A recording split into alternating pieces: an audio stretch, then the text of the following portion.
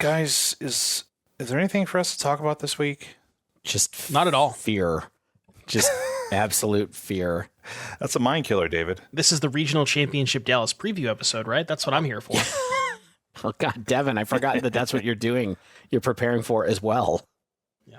Leaving Let's talk about that for like 35, 40 minutes. We don't have anything else to talk about. If we spent the whole episode on standard, I feel like we'd lose a good portion, maybe not a good portion, but we'd lose some listeners. Oh, we have stats for that because we have done some standard only episodes recently, and so we know what happens. Yes. I mean, let's just I'm going to cut this cold open now. Yep. Bring it.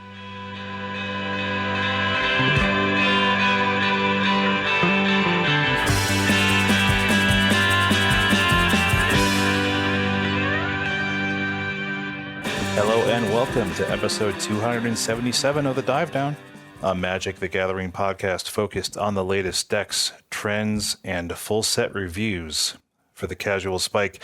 My name is Shane, here in Denver, Colorado. With me on the line from Massachusetts, it's Devon O'Donnell, aka Doomwake. What's up, Doom? How many S's do you know? Actually, I don't know the answer to that question. I live in the state and I have no idea. I typed more SHs than anything. Massachusetts is... Because I don't want to know how to spell it. It's more fun not Nobody to. does. I was there when you learned how to spell it the first time, Shane. I was there when you were in second grade and I was in third grade and we had to learn how to spell states. Do you know what I think about a lot?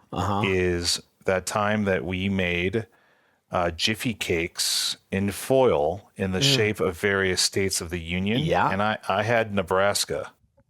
Oh, boy. I had the great state of Louisiana, my friends. Mardi Gras. That's a lot harder to shape than Nebraska. Yeah, yours was just a rectangle.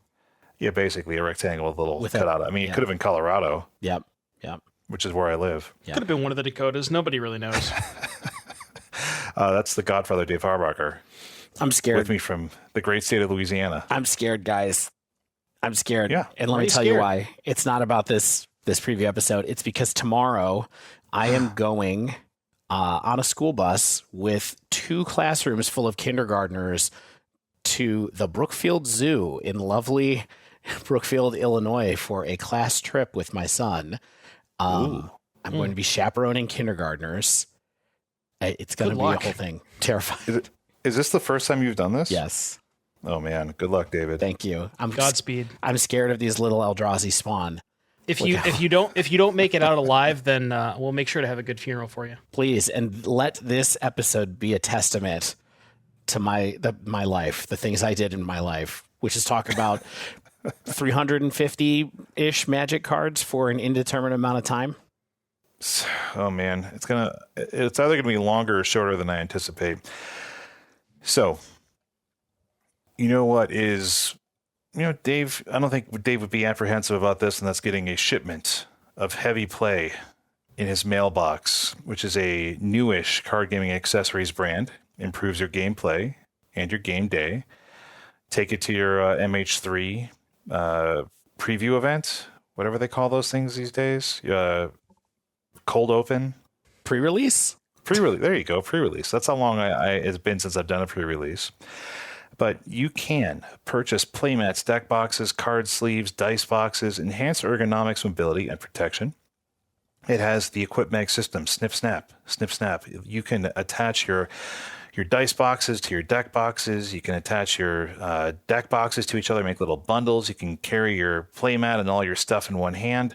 That is living the dream, my friends. Also, all the stuff is in a lot of cool colors. It's in a lot of different sizes. They have stuff for, EDH players. They have stuff for 60 card players. You could do your limited stuff in there.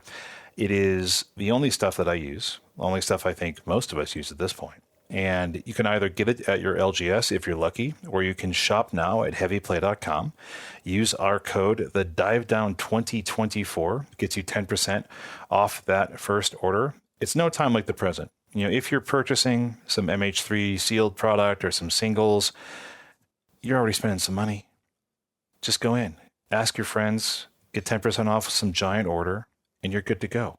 And look, we would not talk about this stuff if we did not like it. So there you go. On this week's show, we are going to be doing our full set Modern Horizons 3 episode. Now, you say full set, an episode, but let's be honest, we don't know if this is going to be 1 or 2 episodes right now. We're going to see how it goes. We're probably going to record it all right now, and we'll see. Maybe we'll release it as 1. Maybe we'll release it as 2. Could even be 3. Yeah. We'll figure it out, you know? Who knows? 1 per color. The third episode is just talking about the commander cards. Yeah. Yes. I mean, so it comes down to 2 things, or 3, a couple things, right? It's how long this actually goes to record, what our capacity is for editing this week. I've got family in town. It's been a wild week. Make some time for this. We lost the editor a few weeks ago. We've been doing it ourselves, just in the nick of time for the Horizons 3 set review. So bear with us, and we'll see what happens with this one. But yeah, that's it. We're going to go through every card. So Dave will probably say a little bit more about this, but if it's a limited card or a card that's like, we're really reaching, we're not going to reach as hard as we might in a, normal set review episode. We're also going to say the name of every card at least so that if we said we're not talking about it because we don't think it's good enough. Like that's just, so anything we think is interesting, we'll talk about, but there's a lot on here that we don't think really makes it. Yeah. For legal reasons, we have to discuss we have to at least name every single card to make sure that people don't come back at us later and say, hey, you didn't, you know what I mean? Mm-hmm. Yeah, exactly. That's what our lawyers told us. We have to specifically tell people that Envoy of the Ancestors is not a playable card in Modern, for example. Devon might have something to say about that. Before we get into all that, we have to make this housekeeping part short and sweet, but we do have 4 new citizens of the Dive Down Nation. 1 is returning. Blue Cheese, welcome back. We've got LXR, Brendan B, and Plata Kurtik. Thank you, all of y'all, for your support. We appreciate you becoming citizens of the Dive Down Nation.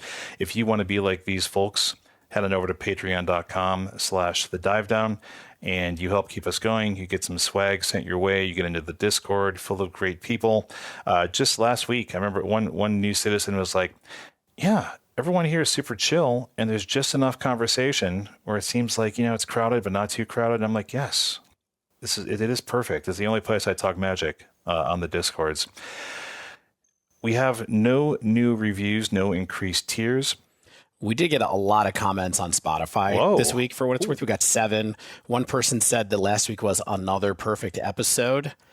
Someone said, thanks for the shout out. Always fantastic content. I think that was the person who was surprised at how I looked. Another person asked us how our attitude towards Modern Horizon sets changed from dread to excitement. Well, what are you going to do when there's 300 new cards in your face other than get a little excited? But I'm sure we'll talk about that more after in the weeks to come. So a lot of people. All right. Yeah. If you want to engage with us on Spotify, if you want to leave us a review on like Apple Podcasts, somewhere else, maybe we'll see it. We appreciate all of your feedback. If you want to get something only once, not do the Patreon thing, you can go to thedivedown.com/store, grab yourself some swag there, t-shirts, hats, fanny packs, etc. You can also use Mana Traders. You get 10% off of your first 2 months subscription to Mana Traders, which is, as always, very awesome. The code is the divedown_43A. That goes through the end of June, but the show notes will just have it, so feel free to check there. And our friends over at NRG just give our listeners 8% off with Dive 8. No kickback, just benefits for you. All right, we did it. Here we go. Let's do this. How are we going to do this? We're going to go through every card in the set order. So that means there's some weird things going on here because for some reason, all of the reprint cards are at the end of the set with a later numbering sequence, which I don't know if they've done that before. I'm not quite sure why they did that or if they've done that in the past. Anyway, it certainly confused me for a minute. So what we'll do is we'll go through the set order, which starts with colorless, ends with lands, and then there's like a multicolor, of course, towards the end, and then there's the reprint area after that, which is we'll go through WUBRG again in the reprint area.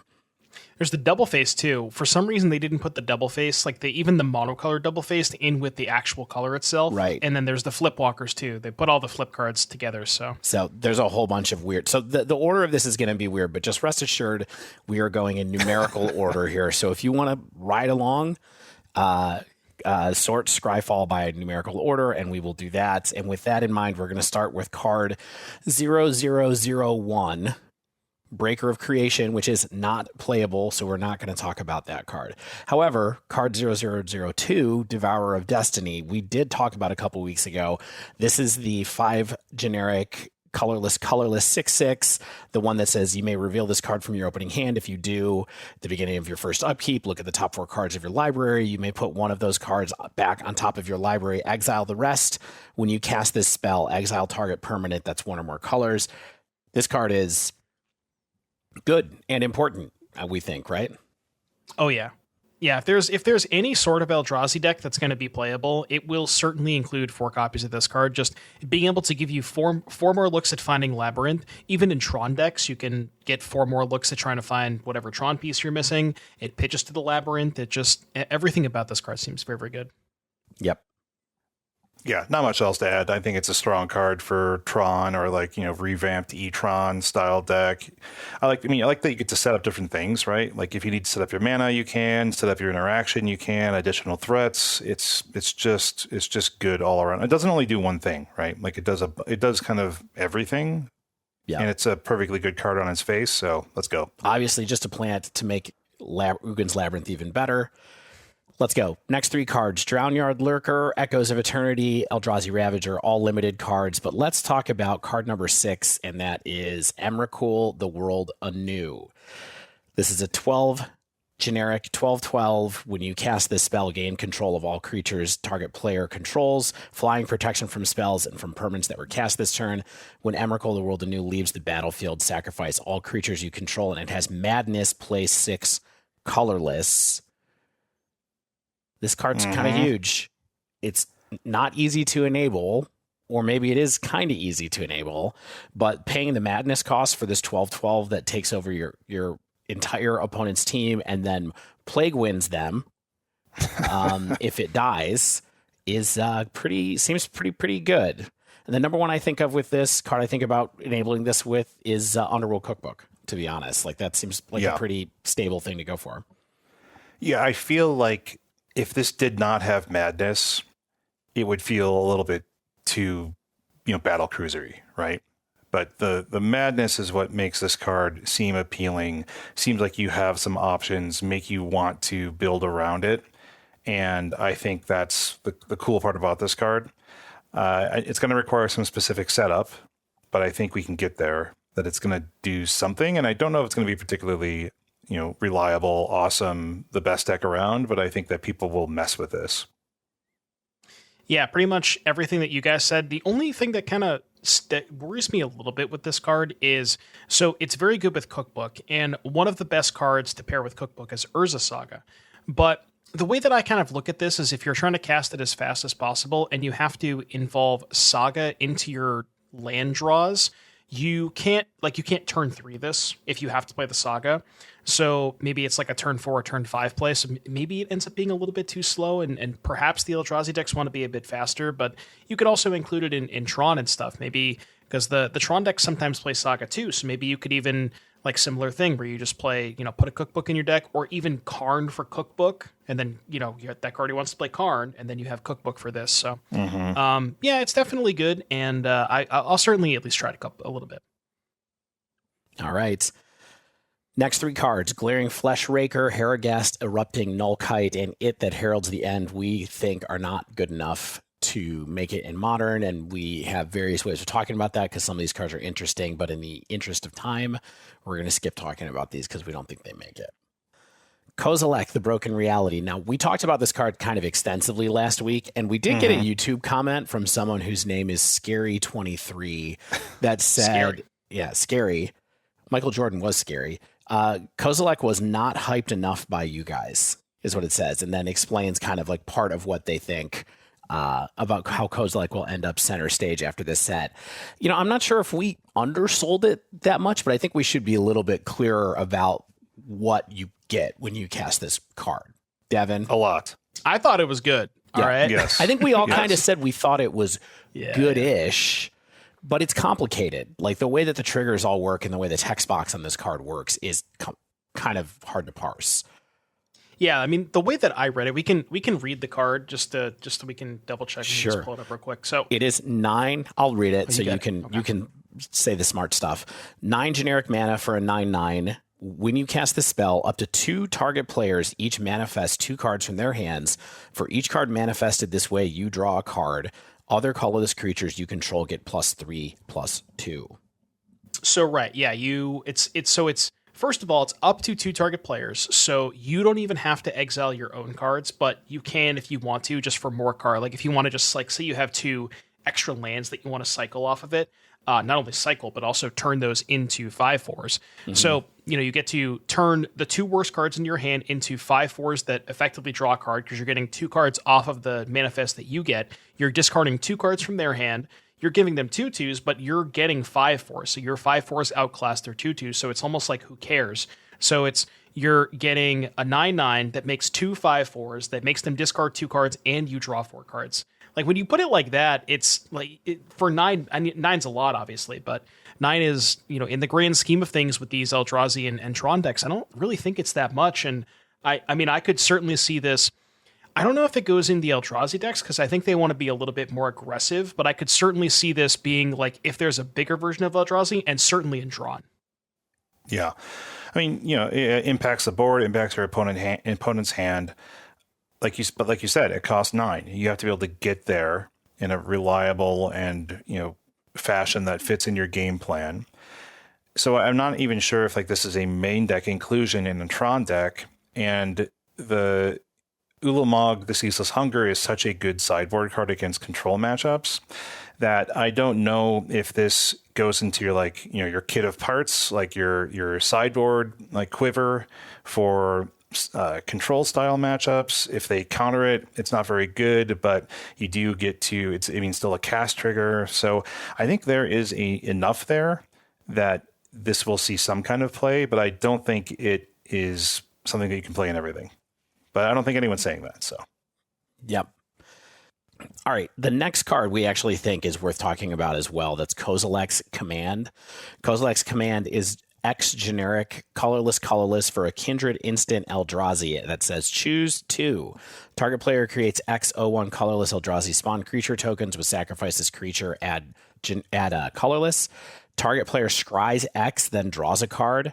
Exile target creature with mana value X or less. And finally, exile up to X target cards from graveyards. I think this card is very good. I think this card is very, very good. As a utility card in Eldrazi decks. And, again, we're going to keep talking about, is it Eldrazi? Is it regular Tron? Hard to say, but I think that being able to pay 2 colorless to kill a construct and draw a card, as Everett I heard talk about in one of his spoiler episodes or his PowerPoints, is very, very good. And as Devin, as you mentioned in your notes, if you add 1 more mana to it, you get to get Ragavan and scry and draw a card then. Shane's not buying it. I just feel like the double colorless base cost is too high, and in addition to the X, I could be completely wrong here. I might be looking at it through the wrong lens, but I just feel like this is an expensive cost of entry, and I'm fine being proven wrong here, but I feel like this is maybe too much. Even though it's pretty flexible, even though you can draw a card. I don't know. Maybe. All right. So let me try and sell you just a little bit. I'm going to do a sales pitch right now. So the way that I look at this is the floor is growth spiral, right? Assuming that your opponent has no creatures in play, nothing to kill, nothing relevant in the graveyard, you're making a mana because you're getting a spawn token and drawing a card. Now, it is 3 mana for a growth spiral, but the Eldrazi decks have 8 soul lands anyway, so there's really no difference between 3 and 2 mana in those decks. So the floor being just growth spiral, but the ceiling being it's just so flexible, right? You get to, like Dave said, kill a construct, kill Ragavan, it's expensive to kill Yawgmoth, and once you get to that, but it's also main deck graveyard hate that has other utility that you don't feel as bad at. Like, you don't feel embarrassed to main deck this card. I just think that it just hits every deck, and the floor is very, very low on this card. Yeah, I think you're right in that I'm in the decks that you will play this in, which is basically Eldrazi Tron and potentially Tron. Like, you probably have enough mana to make this worthwhile. Yeah. Okay. All right. Null Elemental Blast is the next card. This is a colorless mana for an instant that says choose one, counter target multicolored spell, destroy target multicolored permanent. It's more colorless payoffs. That's what we're leading with here. And I think this is just a good card that you didn't really have access to. These cards had like Warping Whale as the card that they got to play in the past as their spell interaction, and now they have Kozilek's Command and Null Elemental Blast as part of a suite that lets them do a bit more interesting things potentially. And so I feel like that's part of what's leveling up with these colorless cards too, and this is part of it. Very good sideboard card. Yeah, yeah, exactly. Let's go on to Null Drifter. Null Drifter, 7 generic for a 4/4 flying. When you cast this spell, draw 2 cards. It has Annihilator 1, and it has Evoke, 2 generic and a blue. I think this card is interesting and playable in Tron, but I don't know if it's really going to make it. I think this is sort of like, hey, you guys know that Mono Blue Tron comes out and wins a challenge sometimes. Maybe this card makes it in that kind of build as a way for them to draw cards and do other stuff, give it a new dimension. But I don't think this fits into like traditional Tron, and I don't really think it fits into a traditional Eldrazi deck just because you can't evoke it. But that's just my take. Yeah, I was listening to Everett kind of build, or watching Everett build decks today, and he had a very good point on this card. So Ugin's Labyrinth, obviously extremely powerful land, but you have to put a lot of expensive cards into your deck. Now, the way to normally you don't want to do that, right? You want to have a low enough curve, but Labyrinth you have to play somewhere between 10 to 12. So the way to mitigate that is have your 7 drops have other utility. So in the games where you're stacked with, you pitch 1 to Labyrinth, but you still have 2 left over in your hand, those cards can actually do something. And I think this does fill that role decently because, you can just 3 mana draw 2 cards. The draw is also uncounterable because it's a cast trigger, so somewhat relevant. But yeah, other than that, I don't see a ton of applications. It is cool with Dress Down, I guess, which you like end step Dress Down, untap. You can evoke this because you get the draw and you get the body. So that's kind of cool. Yeah. The only thing that I think this needs cost reduction, but I could be completely wrong. But I do like that if we're going back in time, it does trigger Sanctum of Ugin. I mean, yeah, there's that. Ooh, it also triggers the Cyclonic Rift. Mm-hmm. Like that. Yeah. So I think there's stuff going on with this card for sure. I just don't know if it fits directly in one of the mainline shells that we're going to see right away, but it's a good card. All right. So here's a new list of cards that we're going to skip. Twisted Riddle Keeper, Ulamog the Defiler. Yes, we're going to skip that. We'll come back in a minute. Warp Tusker, Wayscape Battle Mage, Airy Auxiliary. So that's the end of Colorless, Wayscape Battle Mage. Before we move on, we talked about Ulamog last week. I just don't think we need to talk about it again. We're all kind of out on this card. So we're just going to skip it. Not as many applications as Ceaseless Hunger. So yep. All right. So Dave, you want me to start with white? Give you a little break here. Yeah, we'll trade colors. Yeah, all right. So Area Auxiliary, Ajani Fells the Godsire. We're going to skip either pretty limited. Yeah. But we do have Argent Dais. Yes. And that is a 1 and a white artifact. It ETBs with 2 oil counters on it. Whenever 2 or more creatures attack, put an oil counter on it. 2 tap, remove 2 oil counters from it, and exile another target non-land permanent. Its controller draws 2 cards. Me personally, I don't know what this card is trying to do. Yes. You and me both. I'm very unsure what this card is trying to do. I just wanted to talk about it for a quick second, just to say I think I understand a little bit of what it's trying to do, and I think that this is a weird attempt at a fixed Skull Clamp. Yeah, this is not removal, I don't think. I agree. Clearly. Although it's a bailout where it's like if you really need to get rid of another target non-land permanent, you can. But I actually think you're supposed to use it on your stuff. I think so, not their stuff. So the things I would note about this card really quickly is It triggers whether you attack or they attack, which is something to keep in mind. And you can use it to cash in on a creature at instant speed if someone is targeting your creature with removal, say. So that's not the best fallback, and that's like a tricky move that I think people talk about in Constructed and almost never comes up, like a la Village Rites or stuff like that. But I do think what they're trying to do with this card is do a fixed Skull Clamp. That's what I think they're trying to do with it. I just thought of something, and now that we're kind of talking about this, and I said in my notes I've read the card 4 times that I don't understand it, but now that I've read it a 5th time, it's any non-land permanent. Right. So it actually works with tokens. So if you can generate, well, I mean, I think that's the point of the card, but what I was getting at is Cookbook, where if you can find a way to like keep the cookbook, like obviously this flows the cookbook because it gets you more cards. If you can find a way to like proliferate this or add more counters, because your cookbook deck doesn't have a ton of creatures, but maybe there could be something there with Cookbook, honestly. Yeah.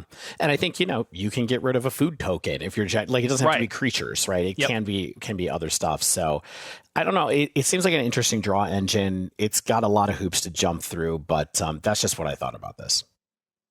Cool card. Cool. Yeah, it's a novel card. Charitable Levy. We are out on Dog Umbra, Envoy of the Ancestors, Essence Reliquary, Expel the Unworthy. All skipping. We are on to Flare of Fortitude, which we did talk about in previous weeks.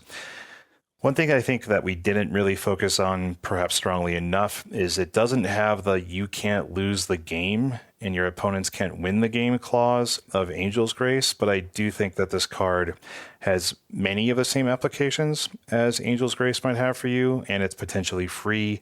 So I think that there is some utility here, but nothing more to add for me. The only thing I would add is I even wrote here just now that there's nothing new to add. I really think it's just a combo piece. That's what we talked about before. Devon has this marked as maybe a sideboard card. I think that this could be a card in like Martyr, which is a deck that pops up a little bit and might have some energy stuff going on, where if you are doing like a deck that's like faster than you or somebody who's trying to kill you, it just might be a way for you to have a little bit of defense out of a deck that does have a good amount of white creatures in it. The other kind of application that I was thinking about is, well, I did put sideboard card in the notes, but more specifically in Hammer Time, because Hammer Time has a lot of sideboard cards that are good against Hammer Time are, no pun intended, are just straight up hammers, like Engineered Explosives, Force of Vigor, Wrath of the Skies, like all of these just completely destroy your whole board.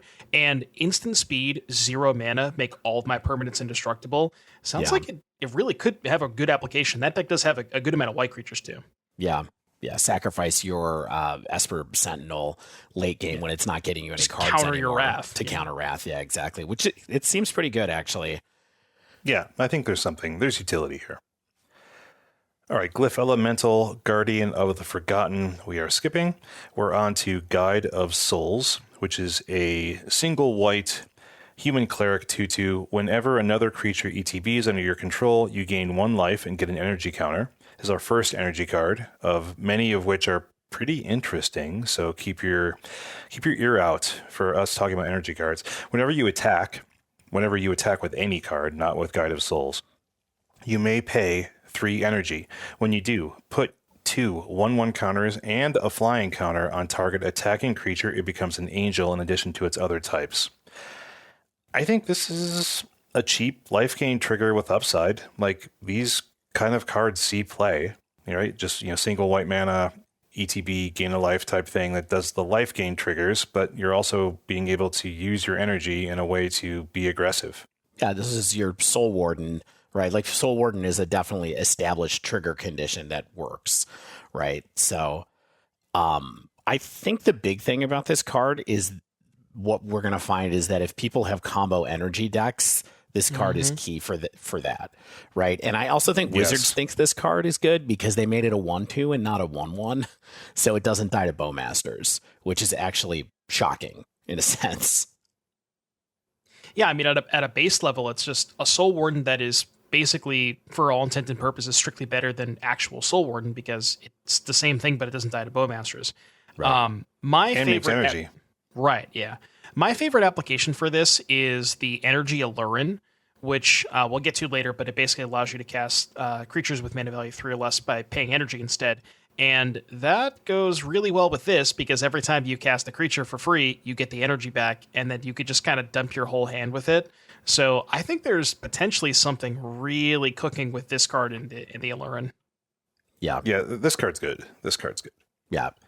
And I think, again, I talked about Martyr a minute ago. I do think Martyr is popping up a little bit more. And this is a card that, like Devon said, is just better than Soul Warden. So maybe we're just going to see a straight, like, Martyr deck be better, too.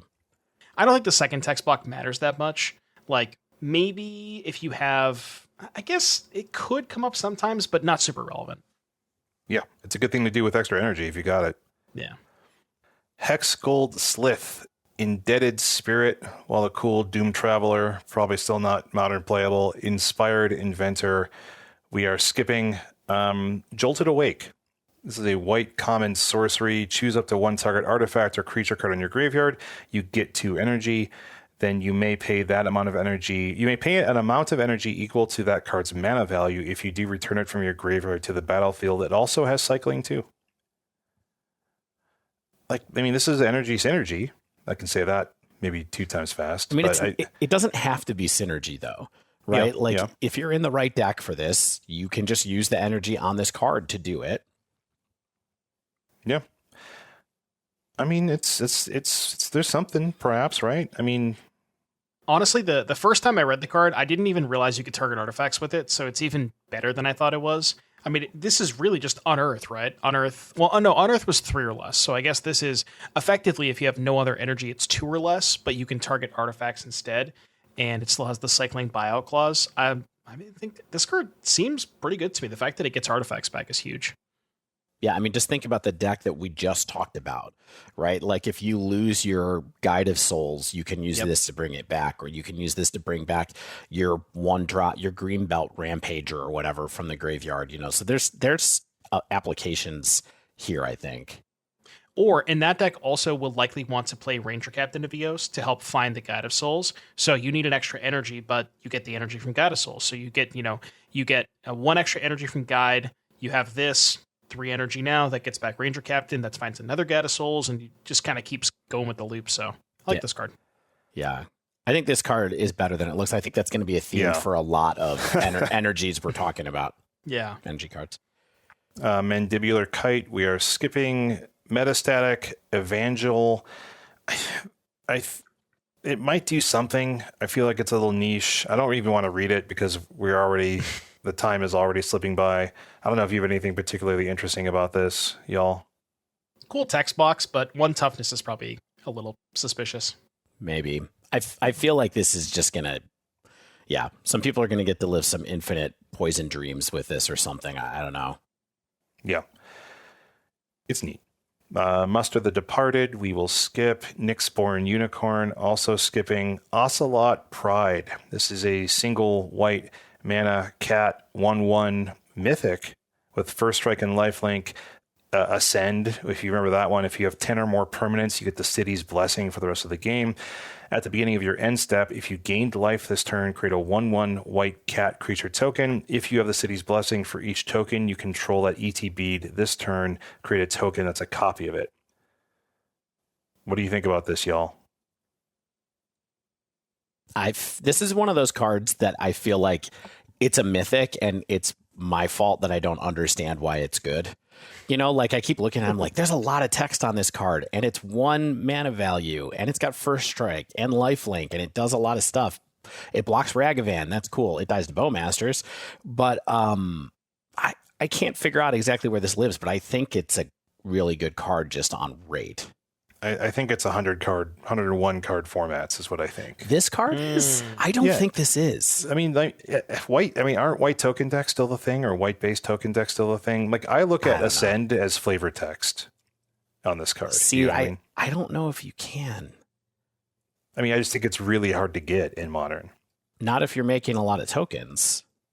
I mean, that's true. So there's a couple of places that I think this card could be good in. The first one is the Convoke deck, which has been popping up a little bit. This is just a 1-drop that makes 2 bodies, that requires nothing else. Like your Yolkodothas and all that stuff you need an artifact for. This is just 2 bodies, hands down, that's it. The other application that I think is maybe actually takes advantage of the City's Blessing more than the Convoke deck is an Asmo, where you have a lot of these different cards with like Manufacture, Cookbook, Urza Saga that just generate tons of game objects, and that is a deck that will certainly utilize the City's Blessing aspect of it, just making just a giant stack of tokens. So I don't know, it's a cool card. I like it. We will see. Okay, Pearl Ear Imperial Advisor. I think we all think it's an interesting engine, but a little expensive. I don't think it has a real home in Modern. Unless there's anything else you all want to say about Pearl Ear Imperial Advisor. I wish that it was cool, although I've never enjoyed the art of the enchantment decks in Modern, so whatever, I guess. Hashtag make it cost 2. Yeah. Ophelia Exuberant Shepherd. 1 on a white. It's a dog of some kind. Woof, woof. Sorry, I missed scrolling down to Ophelia. I was looking at the pre-order prices for Ocelot Pride. Mm-hmm. $49.99. I'm missing something. Yes. That means EDH to me. Yeah, we'll see. Okay. We'll see. So Ophelia Exuberant Shepherd is a 2/2 dog legendary dog with flash.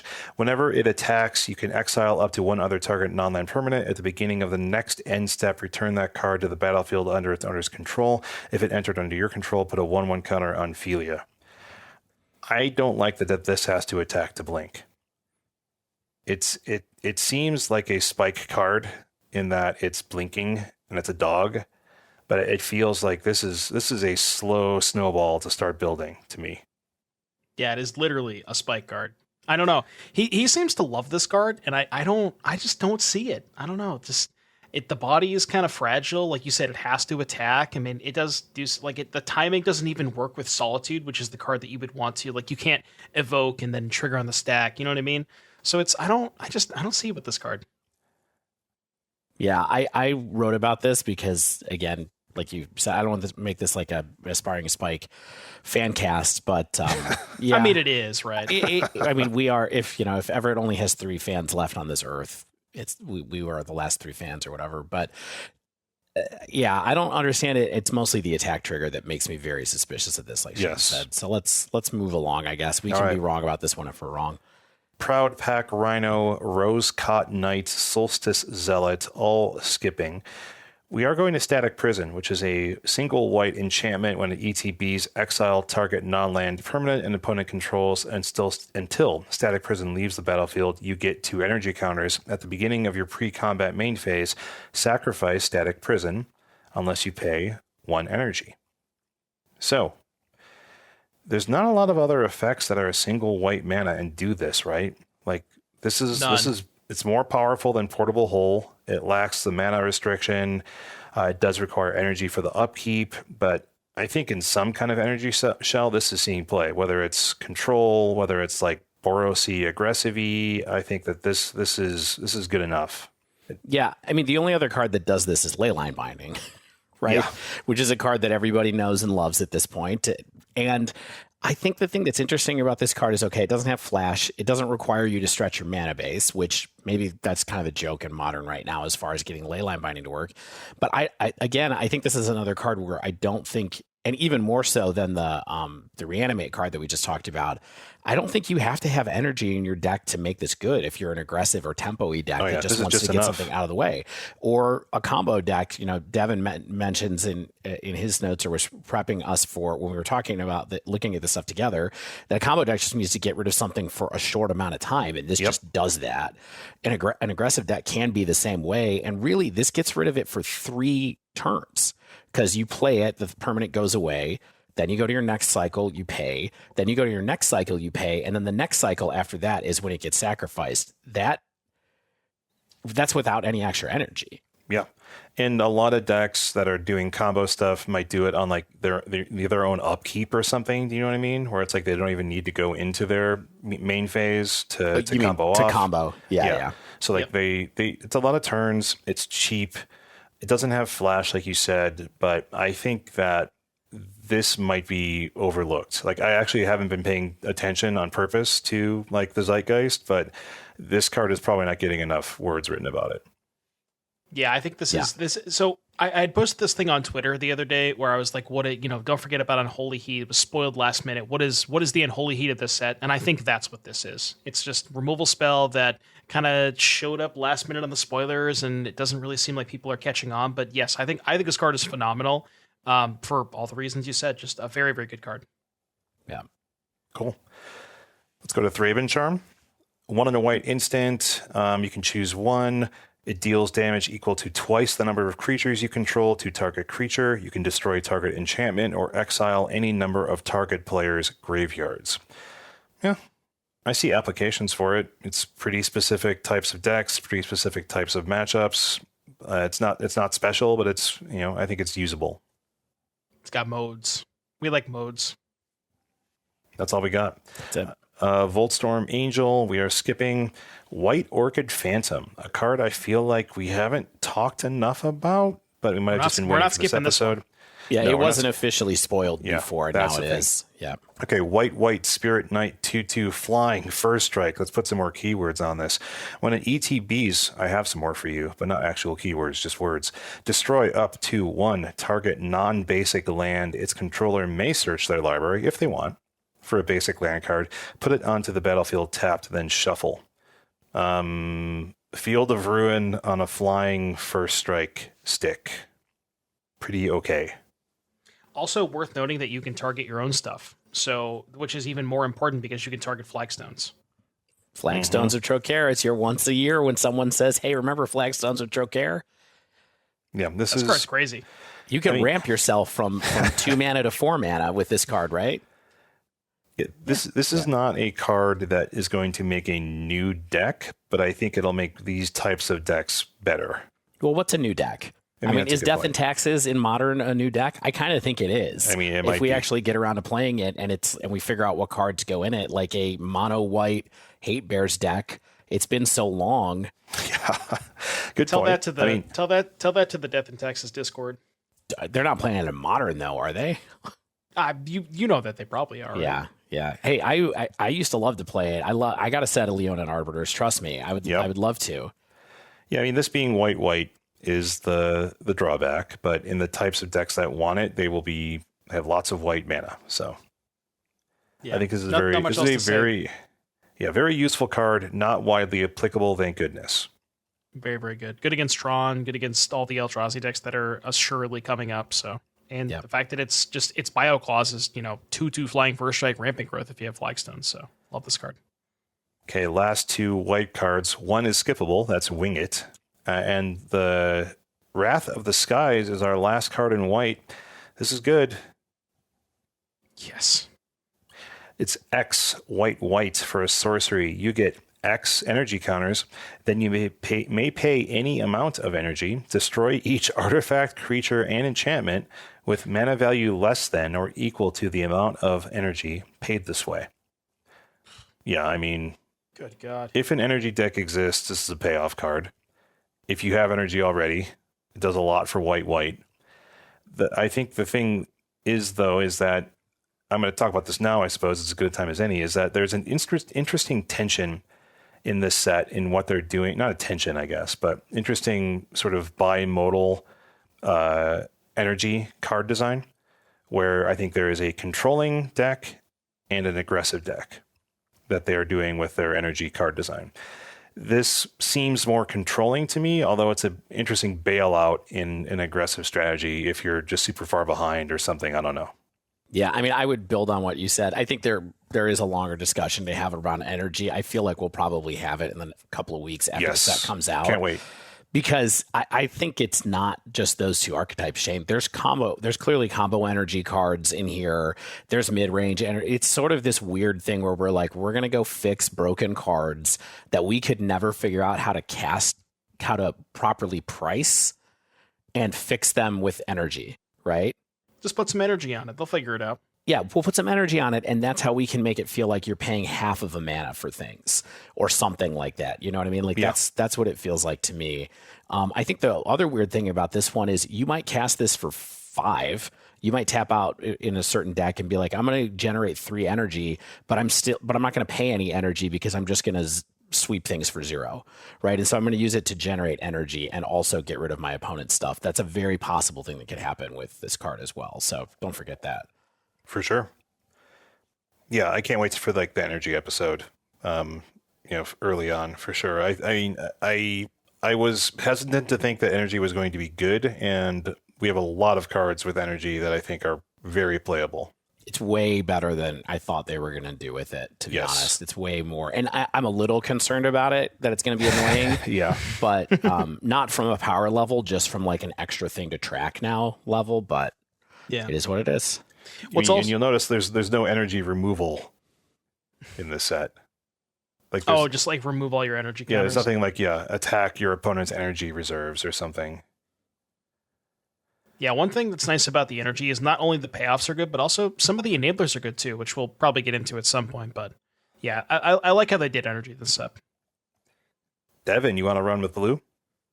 I would love to. All right, we got Aether Spike, Aether Aspiring Spike. I think we're probably going to skip this one. This is the Energy Mana Leak. Not a ton to say about this one. You guys don't want to talk about this one, do you? Nah. I mean, unless energy control is extremely good, I don't think this is good enough just for, a single time energy payoff. Okay.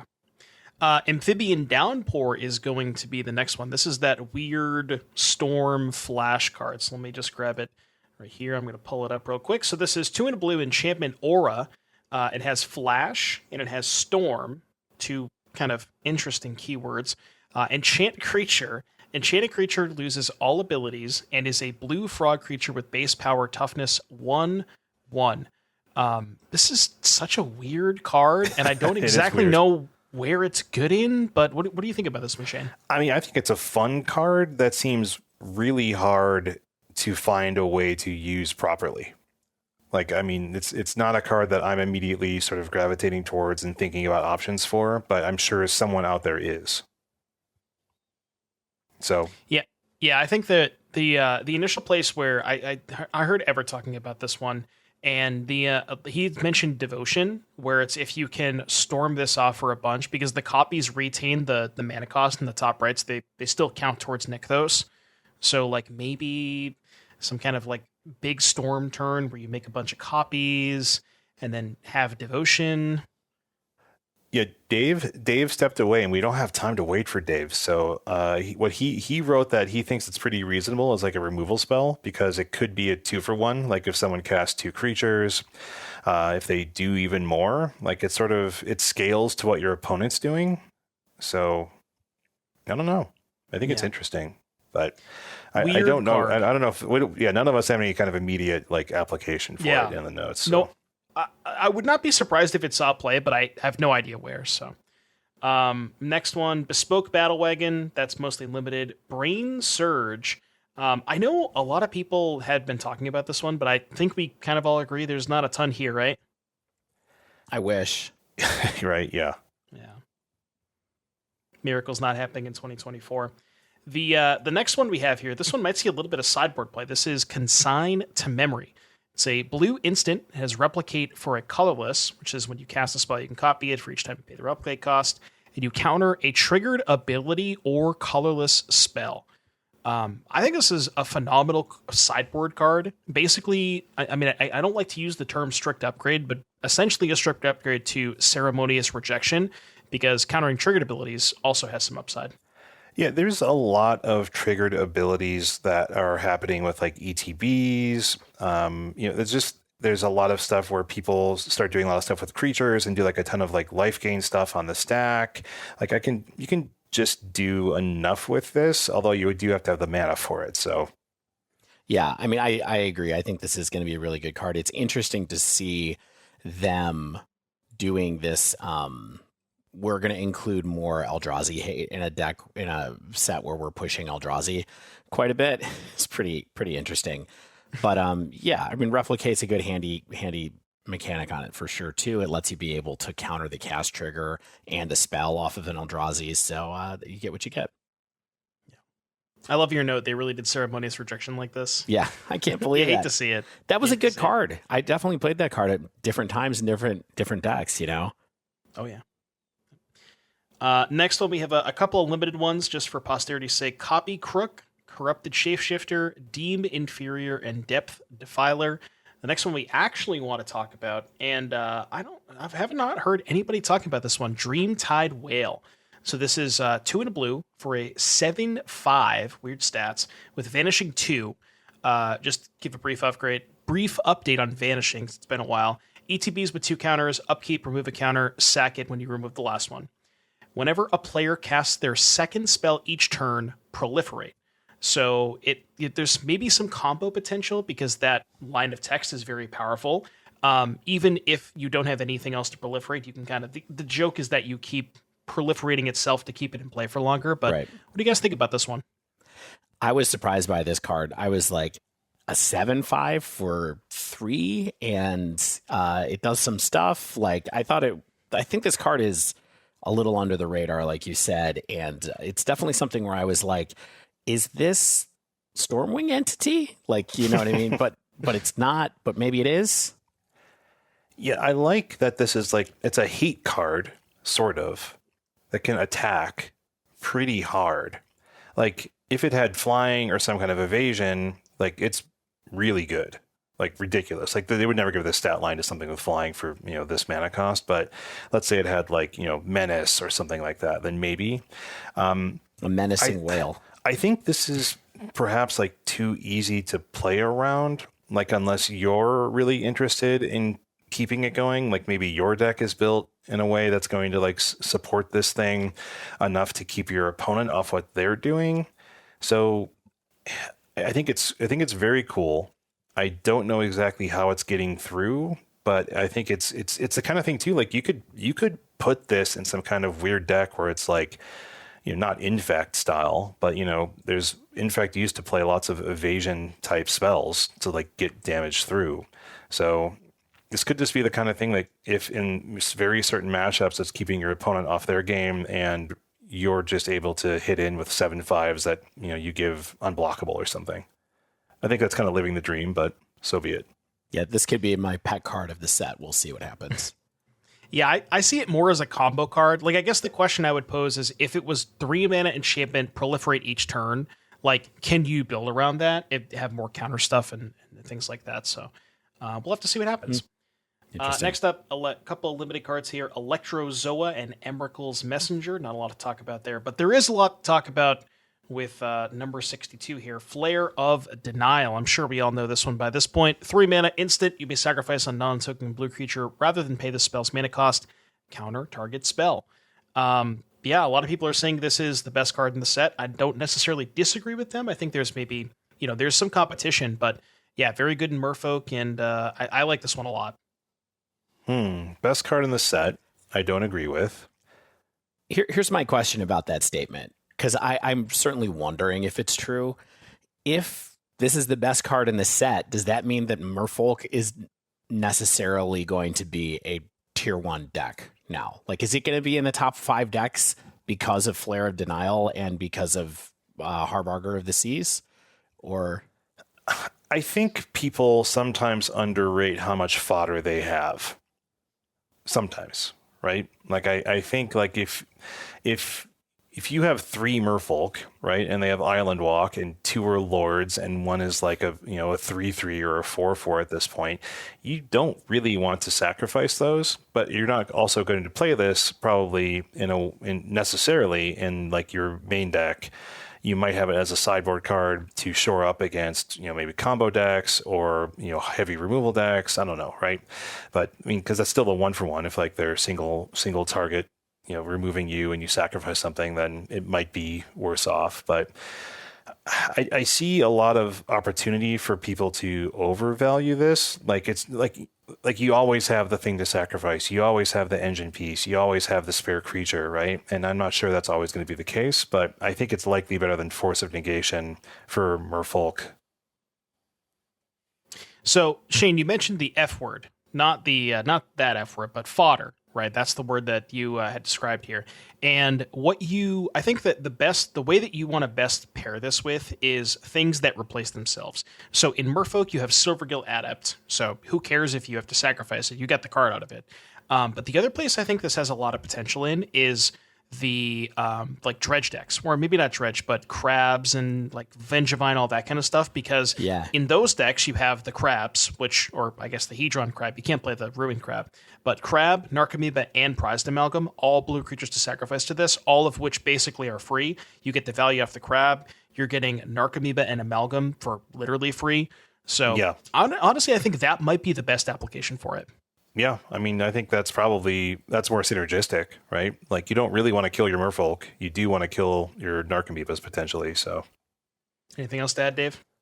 It's going to continue on the next one. Why don't you read the next one, Devon? Next one is Dave Harburger of the Seas. This is the what am I going to say? Magus of the Moon? Magus of the Islands? Merfolk of the Islands? Magus of the Flood. No, Flood Moon. That's the one. I was trying to think of the one. Ironically, I can't swim. I don't know if you guys know that. For being a Harburger You're going to have to learn. I know. Let's read it though real quick. 1 blue 2/2 Merfolk Wizard. Non-basic lands are islands. Yeah, this is a good card. Again, does this make do we think Merfolk actually becomes like a legit deck after having access to these two cards? If we feel like I'm frightened by it, yes. Okay. I think as far as Merfolk is concerned, I'm much more interested in this one than Flare.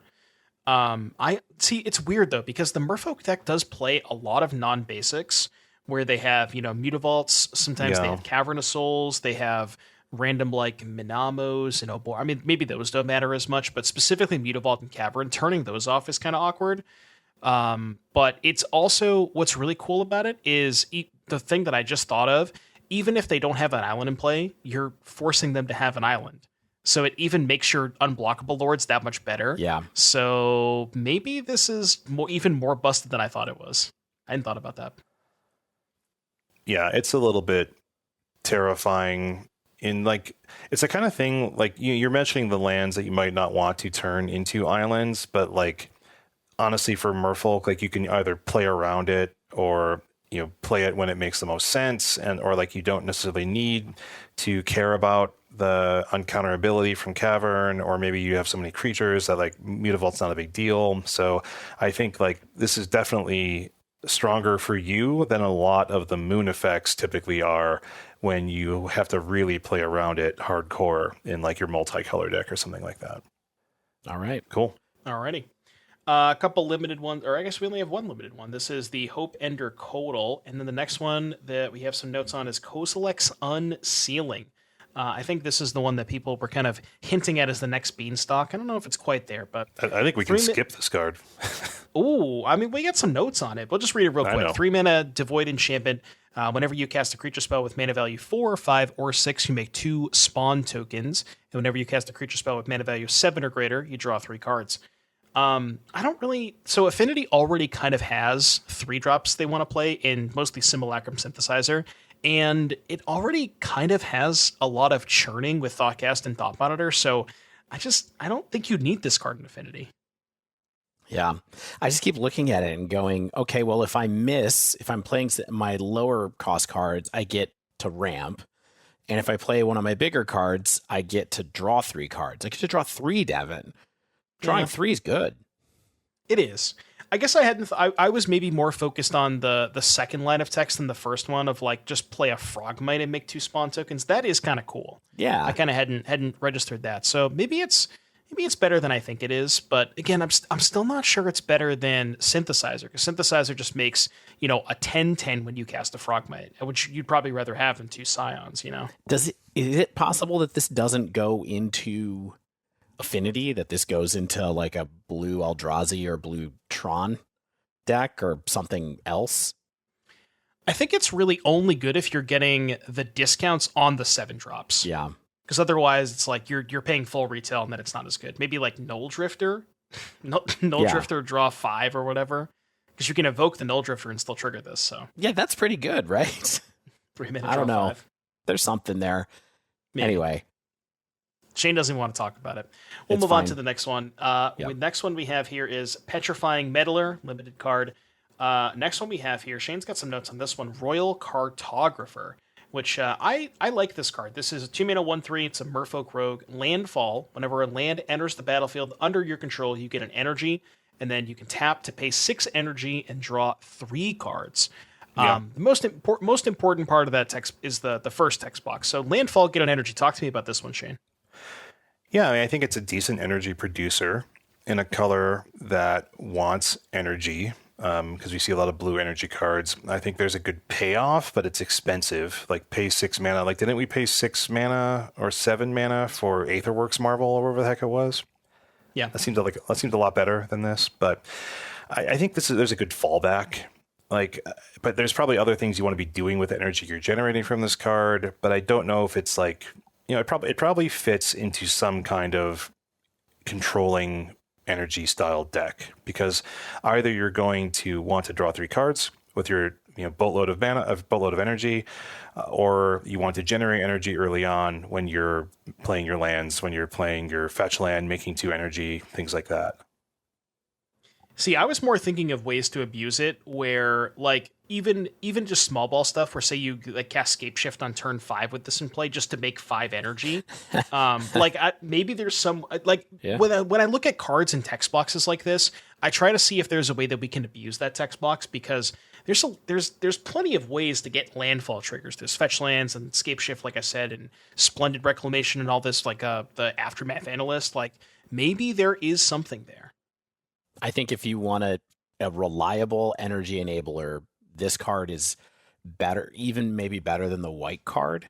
You know what I mean? Like it's just a different strat. Or maybe I shouldn't say one that you can take a big swing on energy off. I think this is probably better at doing that than the white card is. I think the white card is probably better at doing it over time, lots of creatures, But if you want like 8 energy in a turn, I think Royal Cartographer is the way to abuse it to make that happen. So I kind of agree with you, Devon, though I don't know where it goes. All right. Next up, a couple of limited ones: Sage of the Unknowable and Serum Visionary, Shadow of the Second Sun. I just kind of want to call this one out for the text. It says, this is a 6 mana enchantment, enchant player, and then at the beginning of enchanted player's post-combat main phase, there is an additional beginning phase after this phase. What is a beginning phase? I think it's before the first main, I think. I know it's in the brackets, but I don't, That's not in the rules. I don't think it's ever been called the beginning phase before. Yeah. I read this like 3 times. This is just Wilderness Reclamation, isn't it? Yeah, it's not good. But I just wanted to call it out for being I would call this a dishonorable mention. Yeah. That's what I would use. I mean, who knows? People love to do this thing where they get to untap all their lands after they spend all their lands and like do stuff like that. But I don't know. I don't know. I don't even know what EDH deck wants that. Maybe someone does. Somebody will figure it out. Next one, there might actually see some play in our format, which is Strict Serenade. This is a blue instant, 1 mana. Counter an artifact, creature, or planeswalker spell. Its controller makes a 2/2 bird creature token with flying. So kind of a callback to Swan Song. Mm-hmm. I like this card. I think it's a good sideboard card. It's maybe a little bit different, but any additional thoughts? Yeah, I mean, it hits everything Swan Song doesn't. Yeah. And so I think we'll possibly see more play in various, like, the combo-y type decks where they don't care if their opponent has a 2/2. Agreed.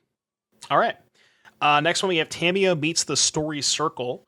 There are some notes here, so let me just pull this. Yeah, we don't need to read it. I just think like these sagas they have in this set are so safe and so slow. I don't see any of them being very good.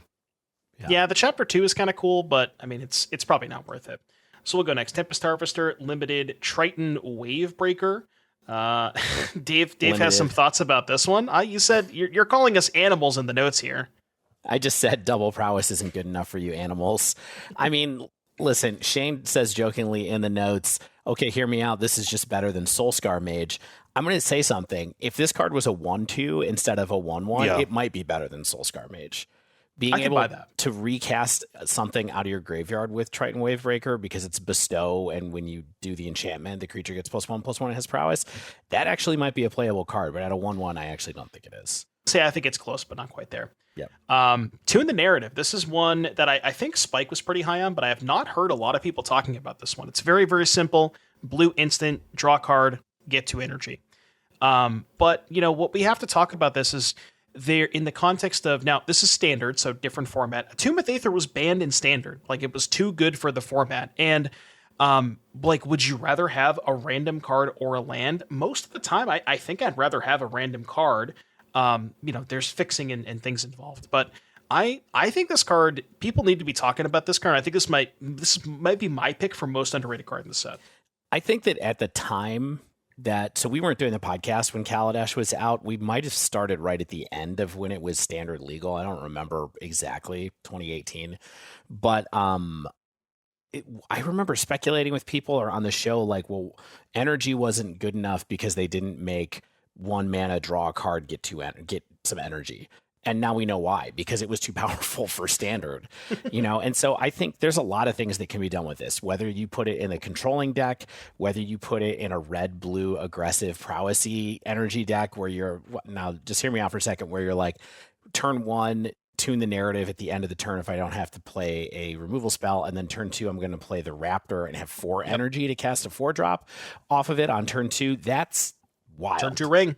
Yeah, get your ring. Yeah, that's a good case study. There's other cards other than ring that we would play. Not really. There's not other cards, but this card is good. This card is gonna be good. It's gonna be the glue of something. Yeah, I think people somehow, if they're not talking about this card, they're just overlooking energy for what it is, which is effectively a mana resource on a bunch of other cards. Yes. So this is, it's effectively draw a card, ramp. It's draw a card, add something to your resources, and that is very good. Yeah, I think it's very, very good. Keep an eye on where this can turn up. Yeah, we want to make sure that we have this in writing and in podcast form. We talked about tune the narrative, so don't come at us in the comments or whatever. The next one we are also going to talk about this card. Ugin's Binding. This is 2 and a blue instant. It has Devoid. You get to return a target non-land permanent you don't control to its owner's hand. But wait, there's more. Whenever you cast a colorless spell with mana value 7 or greater, you may exile Ugin's Binding from your graveyard. When you do, return each non-land permanent you don't control to its owner's hand. Each. What the heck is going on with this card? I have an expletive in my notes, so I can't read my notes verbatim, but just imagine a situation where you have this in your graveyard. You cast a Mirror Enforcer, and all of your opponent's non-land permanents are now gone. I think this card is completely absurd for the Affinity decks. And it's also nice because those decks want to play Saga anyways, and Saga can get Cookbook, and Cookbook can discard this without having to actually cast it. It's not so bad to actually cast this card, though, is it? I mean, maybe it is. Maybe. Yeah. It's expensive. I think there's setup, but you're talking about setup, Devon, but the payoff is pretty incredible. So I think there's something here. Let me ask you, how many cards do we have to say go into Affinity for Affinity to be a good? Up in the there's a lot. There's a lot. It was already a good deck before this set came out because of Synthesizer. Right. There's Synthesizer. We talked about Null Drifter, which we're not even sure about. Like we talked about, we've already talked about like the Labyrinth that probably goes in that. So there's Kappa. A lot going on with that. Can't forget about Kappa, which I'm sure we'll get to at some point. Yeah, Kappa. Yeah. Well, it is a blue card, but we have to wait for the reprints for some reason. Utter Insignificance, very insignificant card. We're going to skip that one. Volatile Stormdrake. We will give a quick shout out to this one. This is the kind of Gilded Drake, but energy version. 2 mana, 3/2 flying, Hexproof from activated and triggered abilities. When an ETB, exchange control of it and target creature an opponent controls. If you do, you get 4 energy, then sacrifice that creature unless you pay an amount of energy equal to its mana value. I don't know. This is an interesting one. You don't really have to be an energy deck for this to be good. Just, you're maybe on the play and you swap this for their 1 mana dork. But they do get a 3/2 flyer, which is harder to kill. So what do you guys think about this card? I don't know why Gilded Drake is good. Can someone explain to me what is good? Is that just good? That's not played in Legacy, right? It's played in Commander. EDH. Yeah. I mean, I think this card is good. It's good for politics. Yeah. I think it's really conditional. Like a lot has to go right, and you have to be like in the right situation for this to be a good card. But I think that it's an interesting card that people will mess around with, or it might be great. Who knows? Yeah, I'm wondering if in the energy decks you can basically this is 2 mana, 3/2, swap it with your construct, and then just get 4 energy, because you don't have to pay the energy when you're taking their construct. Or you just have this 2 mana, make 4 energy if you want to be using energy, maybe? Question mark? I don't know. It's not a may. You have to exchange control. Well, what I'm saying is that what if they don't have a creature? Right. If they don't have a creature, oh, it's if you do. Okay, I read the card wrong. So if they don't have a creature, you don't get the energy. Okay, not as good. I thought if it was just if they didn't have a creature, you still got the energy, but never mind. Yeah, Moffat. It's an interesting card though. My friends, we're an hour into the actual set review. We're through 2 colors. We could do this. We get to do this once every few years, and we're into black now, Dave. Yeah. All right. I'll take black here. So the first 3 cards: Accursed Marauder, Arcbound Condor, and Breathe Your Last. They are all skips from us. I mean, I do want to say Accursed Marauder's art takes me so back in time. It just feels very old school to me for some reason. It feels very a nice one. M15 to me in a way that I can't describe. I was thinking Torment, but yeah, it doesn't feel revised to me. It feels like the next era. Yeah, it's like the mid era. Like it's like the end, maybe the end of the old border or something. Oh, it's mid. All right. Card 83, Chthonian Nightmare, generic and a black for an enchantment. We talked about this a couple weeks ago. This is the fixed, quote unquote, recurring nightmare that we'll see how fixed it is. But when it enters the battlefield, you get 3 energy. You pay X energy, sacrifice a creature, return Chthonian Nightmare to its owner's hand, return target creature card with mana value X from your graveyard to the battlefield. Activate only as a sorcerer. Oh my! I realized this. The X is not in a circle. I thought it was X plus an energy, and I was like, "What are you all talking about? This card sucks." This card, it's really good. Okay, this card is much better than I thought. Yes, this is. I think this is going to turn out to be one of the top 20 cards in the set, personally. I know that's not like a huge endorsement, but it's mostly because I don't know. The shell for this does not already exist, but Recurring Nightmare is a deck that I used to love to play at that era of Magic. And wow, if only we had like a decent Survival Fist, which we don't really have a replacement for that. But we do have some other interesting cards that could help fuel this. But, if you get another energy enabler in here with it, maybe it's the blue card that we just talked about. Maybe it's some other thing that helps you enable energy. Guess what? If you have a lot of small drops and 1 large drop and you just play Chthonian Nightmare over and over again, you net energy over time, and then you can have like a couple of small creatures come into play, and then you do a big one off of it. Like if you do, Stitcher Supplier or something like that. It's pretty good with Grief. Going to bring Grief back for no mana. That seems okay. This card is good. Very good. Yeah. Yeah, no, good for all the reasons you said. I like that it's... So the problem with Recurring Nightmare was that it was just you shove on a big thing, and I like that this is more about small ball and just getting incremental value. And I think it's a little bit easier to attack, where it's not just, hey, here's Micro Sprite on turn 2. What are you going to do about it? It's good with, like you said, Supplier, Grief, not really a ton else. Grist, I guess, because you can return Grist because it's a creature card in your graveyard. So think about that too. Man, this doesn't have that silly non-token clause like all of many of these things. So this is something. Yeah. Okay. He's good. Consuming Corruption. I don't think this card is good. Nope. It's a life game. It's like a drain life instant that costs 2 mana that we could talk about. It's corrupt. It's Tendrils of Corruption. It's just corrupt, right? But Tendrils was the one that counted. Yeah. Tendrils the one. Tendrils was 4 mana. Didn't go upstairs. Anyway, not good card. Not good. Crabomination, I think we could also probably skip. Devon, you had some notes on this. I might not read it, but yeah, the card would be good if it was blue, but black is almost impossible in Affinity. So can't do it. Yeah, no, I can't imagine a home for this deck right now. Yeah. All right. Next home for this card. I'm going to go through a bunch of cards. Devon has one note on one of them. Creation of Avacyn, Dreadmobile, Dream Drinker, Vampire, Drossclaw, Emperor of Bones, and Etched Slith, which I don't think is what that card is actually called. It is actually, it is. It's called Etched Slith. It is. These are all skips. Yeah, Emperor of Bones is close. But the problem with Emperor Bones is Reanimator decks pride themselves on being good against Fatal Push, and this is an enabler or a payoff that is not good against Fatal Push. Yeah. So let's talk about another card that's not good against Fatal Push. Ethereum Terramander. This is a card I won't read. It's like the Terramander that was in the Ravnica set a little bit ago, but this one has adaptability, has affinity for artifacts. You can go read it if you want.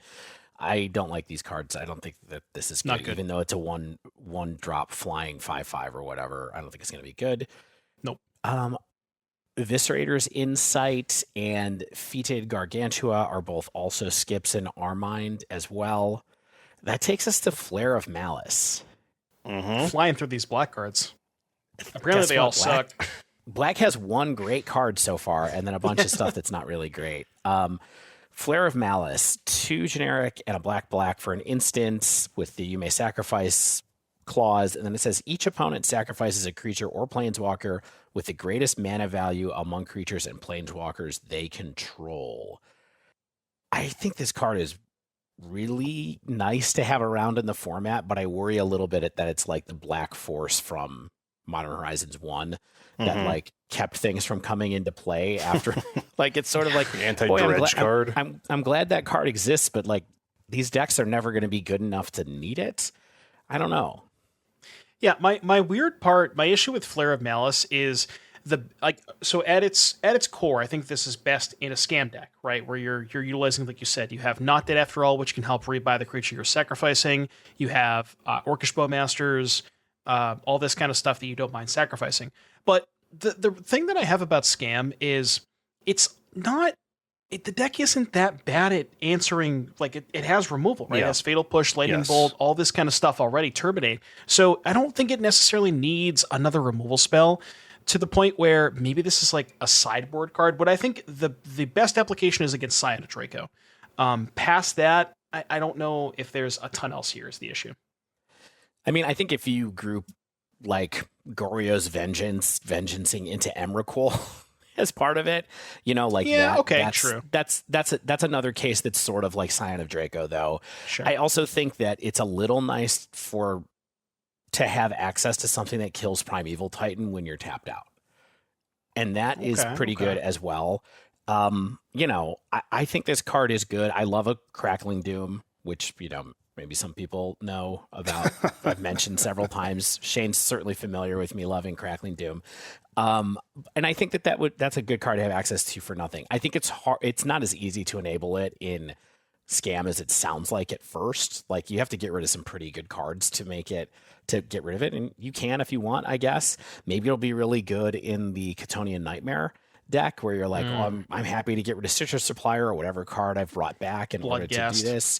Bloodghast, stuff like that. So I think Flare of Malice is pretty good, but I do think it's a very good sideboard card more than anything else.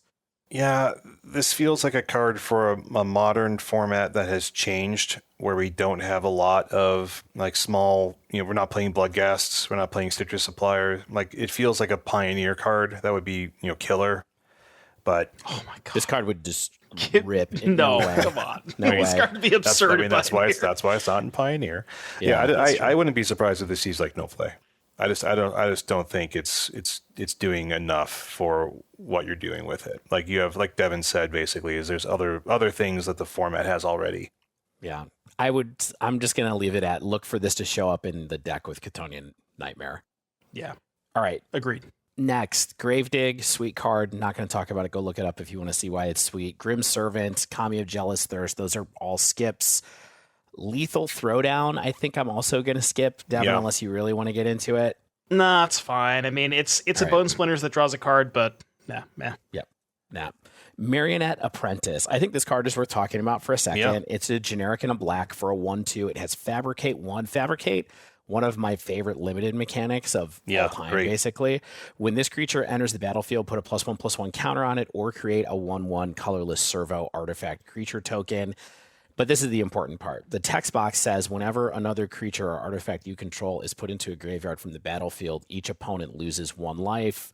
Okay, it's not as good as Blood Artist. You don't gain life. But here's the thing. It procs off of artifacts. Yep. That's what this card is.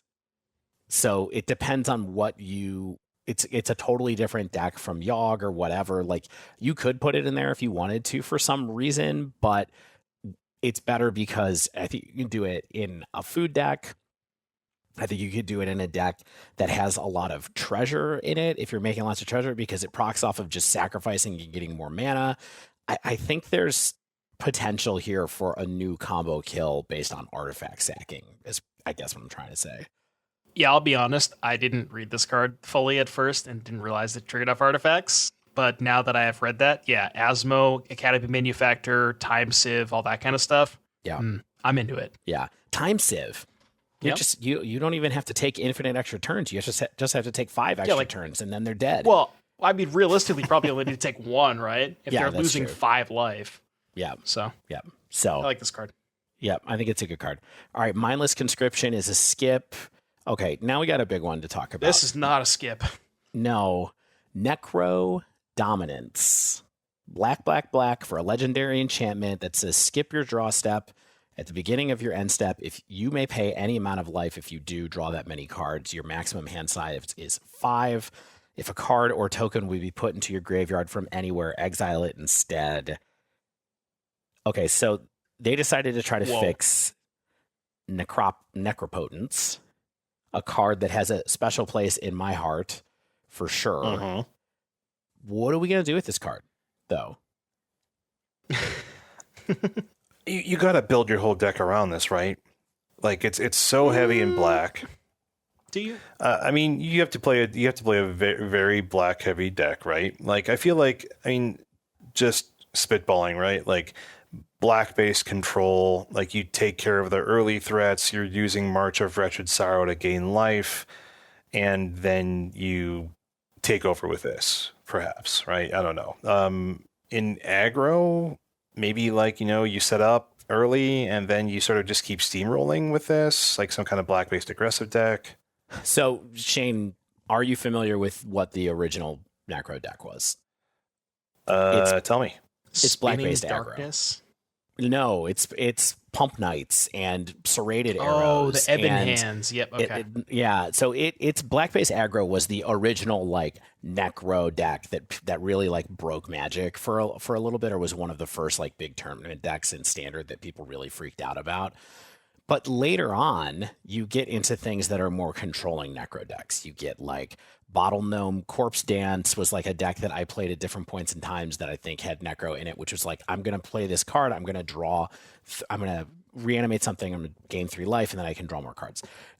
So I don't know, like, where in Modern this kind of draw engine is and how this draw engine is different or better than the One Ring. That's the other thing that I wonder about a little bit with this card. I mean, we could just go old school and be like, you could play Gary in this deck. You could play Nykthos in this deck. Like, you stabilize hard with a Gary. I mean, you're just playing coffers at that point. Yes. Yeah. So the best place that I see this being good in is some sort of scam deck. Now, you brought up a good point with the One Ring, and the One Ring is a powerful card advantage engine, but it takes a little bit of time for it to get going, right? It's slower. We have the first turn to get 1, second turn to get 2, so on and so forth. This is kind of more in your face, where it's here's all of the cards all at once instead of doing it on layaway or whatever. But I can just, like, with the problems that I see with this card are, imagine if you just scam Grief, right? Now, maybe you don't need to make scam Grief better, but you scam Grief them, you take their 2 best cards, and then you just cast this on 3 to refill. You have to go down to 5, or maybe you wait till turn 4 to cast this with a black mana up, and that's when you can use the March. But yeah, I mean, I guess there is some issues where if your life total is under pressure in the first couple of turns, then it's not clear how much you can activate this by turn 3 or turn 4. So there's definitely some cost to it. Yeah, and the classic foil to this too was mono red. Like, part of the reason that Sly became a deck when people kind of unlocked that part of the metagame at that point in time was to combat Necro, because you put pressure on people and they couldn't use it, right? So it's interesting. It's clearly a powerful card. The thing that I can't quite parse either is, so at the beginning of your end step, pay any amount of life. If you do draw that many cards, your maximum hand size is 5. So the way that this is set up is that you really can't put more than 5 cards in your hand, because end step, It goes end step, you get the cards, then you have to discard, then you go on to the next turn, right? Well, unless you have the Reliquary Tower. No, yeah, which Well, one works? we're probably not playing that. Layers. I don't know which one Layers. counts. If you have no maximum hand size, but your maximum hand size is 5. Let us know in the comments. Yeah, I'm sure they'll tell us. Yeah, this card is good, though. I'm pretty sure it's $35. The one thing one last note, real quick, I will caution: don't get needled, because that's a tough one. Get pithing needled. Well, if they needle it, you skip your draw step, and then you can't activate this. So you just can't draw cards the rest of the game. So this isn't an activated ability, though. Oh, right. Yeah. Never mind. Okay, I was thinking. Never mind. Okay, pretend I didn't say that. I mean, Necro was an activated ability. That's kind of what I was thinking. 0, Right. blah, blah, blah, blah, blah. Yeah. This just happens. Okay, so you can't even needle it. Wow, that's really messed up. Yeah. I don't know where this card goes, but I'm sure that someone is going to break something with it. My heart tells me that I would love to play it in an aggressive deck, or I love the idea of playing it in Scam. Devon, I think that's super interesting. It's like making Scam have a bit more powerful of a draw engine. I think that if anybody breaks this card, it's going to end up in some freaking annoying combo, and we'll see. We'll see. All right, next card. We definitely have to talk about this. This is Nethergoyf. It's a single black for a star. 1+ star. We're all familiar with that. The text says Nethergoyf's power is equal to the number of card types among cards in your graveyard, and its toughness is equal to that number +1. So keep in mind, it's your cards only, not your cards and your opponent's cards in the graveyard. And then it has escape. It basically makes you escape Delirium, which is kind of weird, but you can cast it back out of your graveyard. Mm-hmm. Did we just all get scammed into spending $50 on Tarmogoyf again in 2024? What do we think is going on with Nethergoyf? I have an important thing to point out, Dave, and that is a single black mana is at least 1 mana less than 1 in a green. Yeah, it's more than Math. 1 mana less, in my We're a math- opinion, as we've talked Math about. podcast. Yeah. I like this card. I think it's pretty good. So the more that I think about it, I think it's kind of, so I don't know if you guys remember these like Jund Shadow decks from a while back that were sometimes they played Monastery Swiftspear and sometimes they played Soulscar Mage, and they were always just looking for that additional 1 mana threat. Yeah. And their decks had Mishra's Bauble, they wanted Delirium, sometimes they played Traverse the Ulvenwald, so they were aggressive at getting Delirium anyways. And I think this maybe could make a resurgence of those style of decks. Now, the thing is, you don't want to play a ton of copies because, maybe you do and you just never escape them. But the escape is kind of awkward because you need 4 types. So keep in mind what the most powerful thing to do, or like the best ways to enable the escape, is 2 different types. So Saga, Enchantment Land, Tarfire, Tribal Instant, things like that can allow you to escape for basically less than 4 cards. Architects of Will, perhaps, is a good artifact plus creature, one that people use because it has cycling. Yeah, no, I like this card. I think it's good in those decks, maybe like Jund Saga or something, because that one also has a lot of types. So I could see it being pretty good.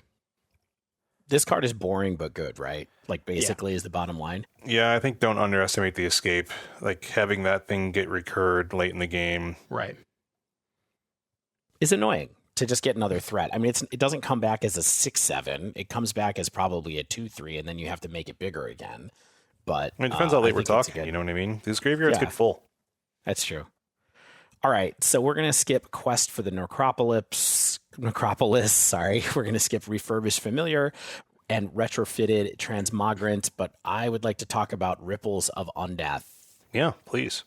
All right, it's a generic and a black for an enchantment that says at the beginning of your pre-combat main phase, mill 3 cards. Then you may pay a generic and 3 life if you do put a card from among those cards into your hand. They remade Sylvan Library, my friends. Although it's better than Sylvan Library, I think, in some ways. Yeah, I think I might have only talked about this in Discord, perhaps, but I think that just milling 3 cards every turn for free and then getting the potential for like card selection out of those just opens up so many options. It's a good engine. It doesn't, if it just milled, no way. You can do a lot with it. And I think that it's going to support some game plans. I I don't know. I don't know. I have my notes here way too slow. I still kind of think it's slow, but apparently I'm the only one of the three that doesn't like it that much. So. I mean, you're the only one going to the RC this week, so the resume speaks for itself, Devon. But I guess maybe this is better as just a mill enabler, like 2-mana enchantment, mill three every turn, and then maybe half of the time you get to pay the 1 mana and the 3 life to get a card. But yeah, I don't know. I mean, it is a decent mill enabler. It's good if you can have some time.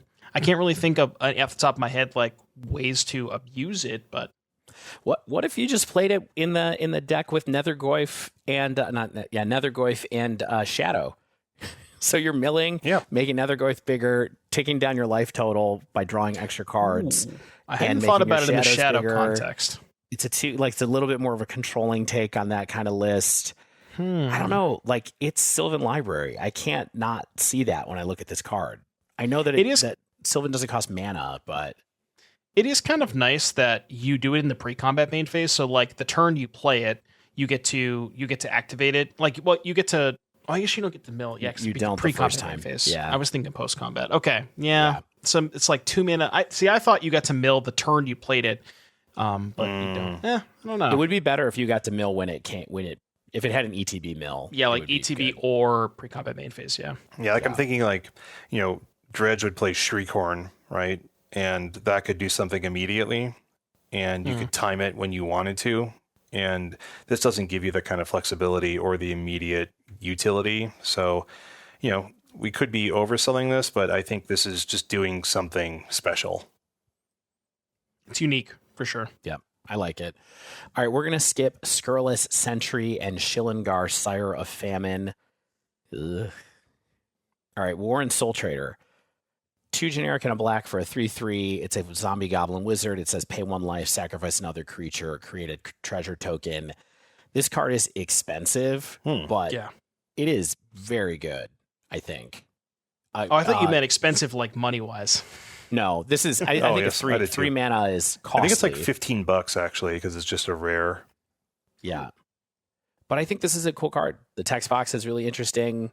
I think someone's going to find some kind of goblin combo that they break with this, basically, and we'll see where it goes. But yeah, I think this is an EDH plant that might have 60 card legs. Like, it's a cool ability. It's repeatable. You know what I mean? Yeah. Like, paying a life, you don't have to tap this thing. So whenever you can do whenever there's a sacrifice engine that doesn't, require you to do anything besides pay life, and it generates mana, like, there's something. That's huge. Yeah. The fact that there's no mana gated, it's not a once per turn. This card goes completely berserk with Chatterfang. I think Spike was talking about this card. There was an endless number of different cards that this comboed with. I think the most notably being Chatterfang. But yeah, I would not be surprised if there was a deck that featured this card. And it just like that text box is just so messed up. Even if you're putting this in the graveyard and just putting it under a Soul Cauldron, it's also an ability for Soul Cauldron too. I totally forgot about that. That's amazing. Yeah. Imagine if all your creatures could do it. All right, last 2 black cards for now. Wither and Bloom and Wormcoil Larva. We are skipping. But we are going into the lava color. Yeah. Let's get into red. We have the Aether Revolt. 2 red. I mean, there's probably no reason to read this. I think it's too expensive to be an engine piece. Skipping.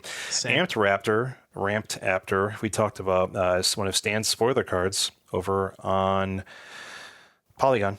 And we kind of undersold it. I think we gave it its due, right? Like, I think Devon has thoughts. I don't think Devon wasn't on that episode. So, Devon, what do you think about Amped Raptor? I think we talked about it a little bit. Okay. He was on. You were. Yeah, it wasn't the episode. My apologies. I forgot completely about your presence. It's so easy. I feel like maybe I feel like this is a Ripples of a Undeath situation where I'm the only person who. I mean, I don't hate this card, but I don't necessarily buy it as S tier, one of the best cards, one of the most broken cards in the set. I do think that it has a home with like the Galvanic Discharge, which we'll get to, just making more energy.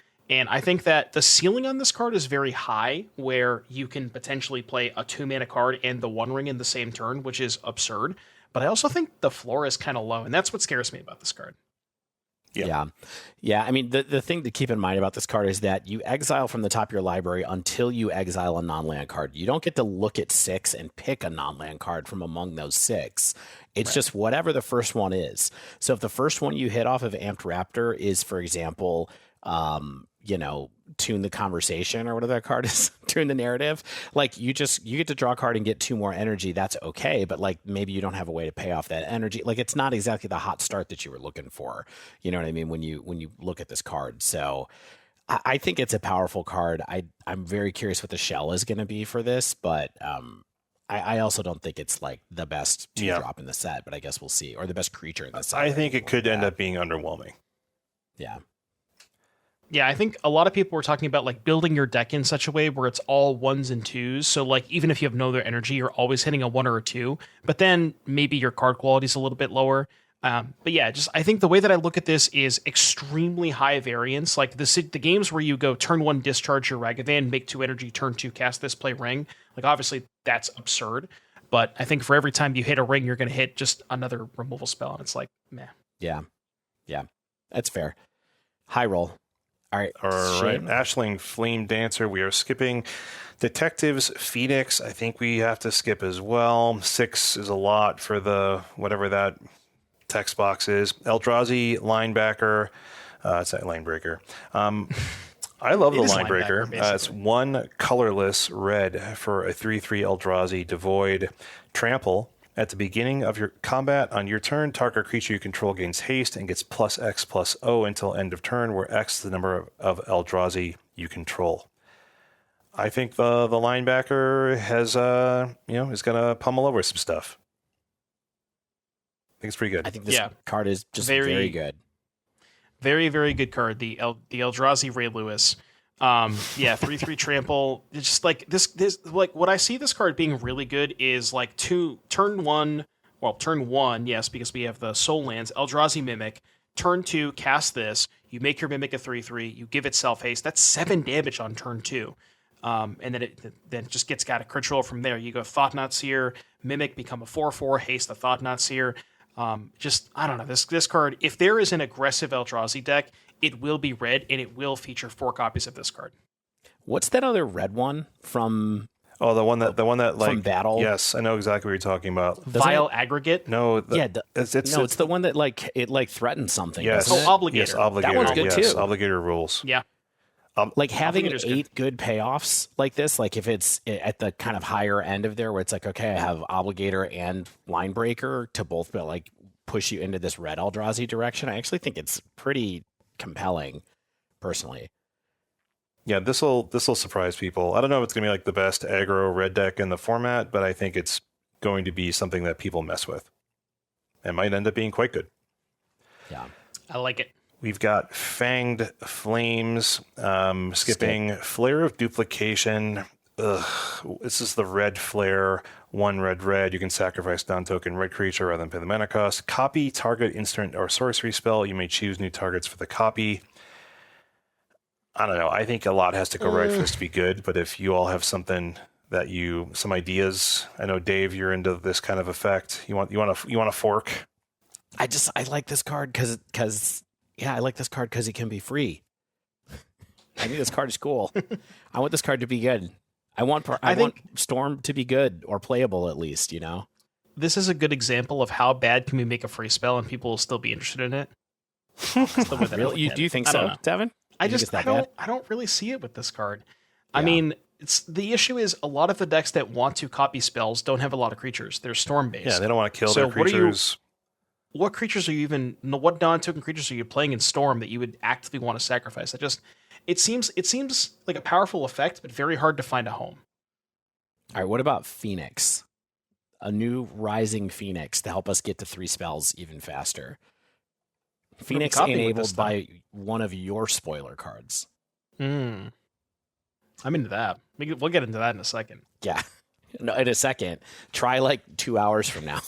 Well, yeah, that's true. Frogmere Enforcer, 7 mana, 4/4. Shane, that seems not very good. Oh, it also has affinity for artifacts, which means it costs 1 less for each artifact you control. It also has prototype. You can cast it for the prototype cost for 3 and a red for a 2/2. So, which also I believe has affinity, or no? No. Okay, no, it does not. So yeah, I mean it's another Frogmite Mirror Enforcer thing. Do we need 12 Mirror Enforcers? Yes. Like, how many would you play? I guess that's the question I propose. You can't play more than 12, right? That is true. You can't play more than 12. I mean, we'll see. I guess you would probably play 3 sets of these, right? Would you play 3 sets of these? You play the Salamander, so many. the Sojourner. You play this. You play it, but you really want Ugin's Laboratory to go off. That is true. I'm wondering if there's an issue where this one's nice because this one is split card, right? This is probably the best of the bunch because remember what I was talking about earlier, where it's you have a lot of like the cards that you don't want to have only 7s. Like this is if you get 7 artifacts, you can still maybe cast the frog part of this. So yeah, I will say I think Sojourner's Companion might be the best one because you can cycle it. True. But this one's definitely better than just vanilla Mirror Enforcer. All right. We will skip Furnace, Hellkite, and go to Galvanic Discharge, which is the Raptor's best friend. It's a red instant. Choose target creature or planeswalker. You get 3 energy counters. Then you may pay any amount of energy, and it deals that much damage to that permanent. So it doesn't go to the dome, but it's a pretty darn solid energy card. This is definitely on the aggressive end of things, but I think also works in control. So, I mean, definitely works in control because you're going to have a lot of energy to, basically unholy heat whatever you want. Yeah. Very good card. I don't know, like Dave was saying earlier, I don't know if the energy decks are going to be more controlling based or like more aggressively slanted, but there's probably going to be multiple different versions. But this is nice because it's good in either of them, right? If you need a cheap removal spell to tempo out in your aggressive deck, this is that. And then in your control deck with the draw 2 or the draw 1, make 2 energy and other enablers, it's going to be able to, like you said, just unholy heat something. Yeah. I mean, I think the huge thing here to think about with this card too is just I can kill your 1-drop with this card and have something left over. Yeah, it's ramp. Yep. And that is gigantic. I don't know how the payoff for that is going to work. Like you said, Devon, it could be in multiple different decks, but just being like, oh, I get to kill Ragavan and have 2 energy left to do something with on a future turn just kind of blows my mind. Yeah, I mean, I don't want to oversell this because we're just completely theory crafting, and I'm not good at that. But like, you get the extra resources to use whenever. And you can imagine that card we talked about earlier where you pay 6 energy and draw 3 cards in in an Is It style deck, right? And it seems like a lot unless you've been doing stuff like this the whole game where you're just sort of making extra energy and accruing it. And then all of a sudden you're just like, well, I've got 6 energy and the turn after I cast this card, I'm just drawing 3 cards, refilling. It seems fine to me. That is, of course, living the dream. Where you're saying I have extra energy lying around, but that's what this kind of card is designed to let you do. Yeah. Okay. Ghostfire Slice. If this sees play, it's going to be in the sideboard probably, so I'm not going to read it. We've got Glimpse the Impossible, Infernal Captor, Inventor's Axe, Mog Mob, Molten Gatekeeper. All of cards we believe the skipping. Maybe Dave has something to say about the Axe and my Axe. Can I just say, and my Axe? Yeah, Inventor's Axe is a single red for a flash equipment that auto-equips, gives a creature +2/+0, gives you 2 energy, and you can equip it by paying energy. Yeah.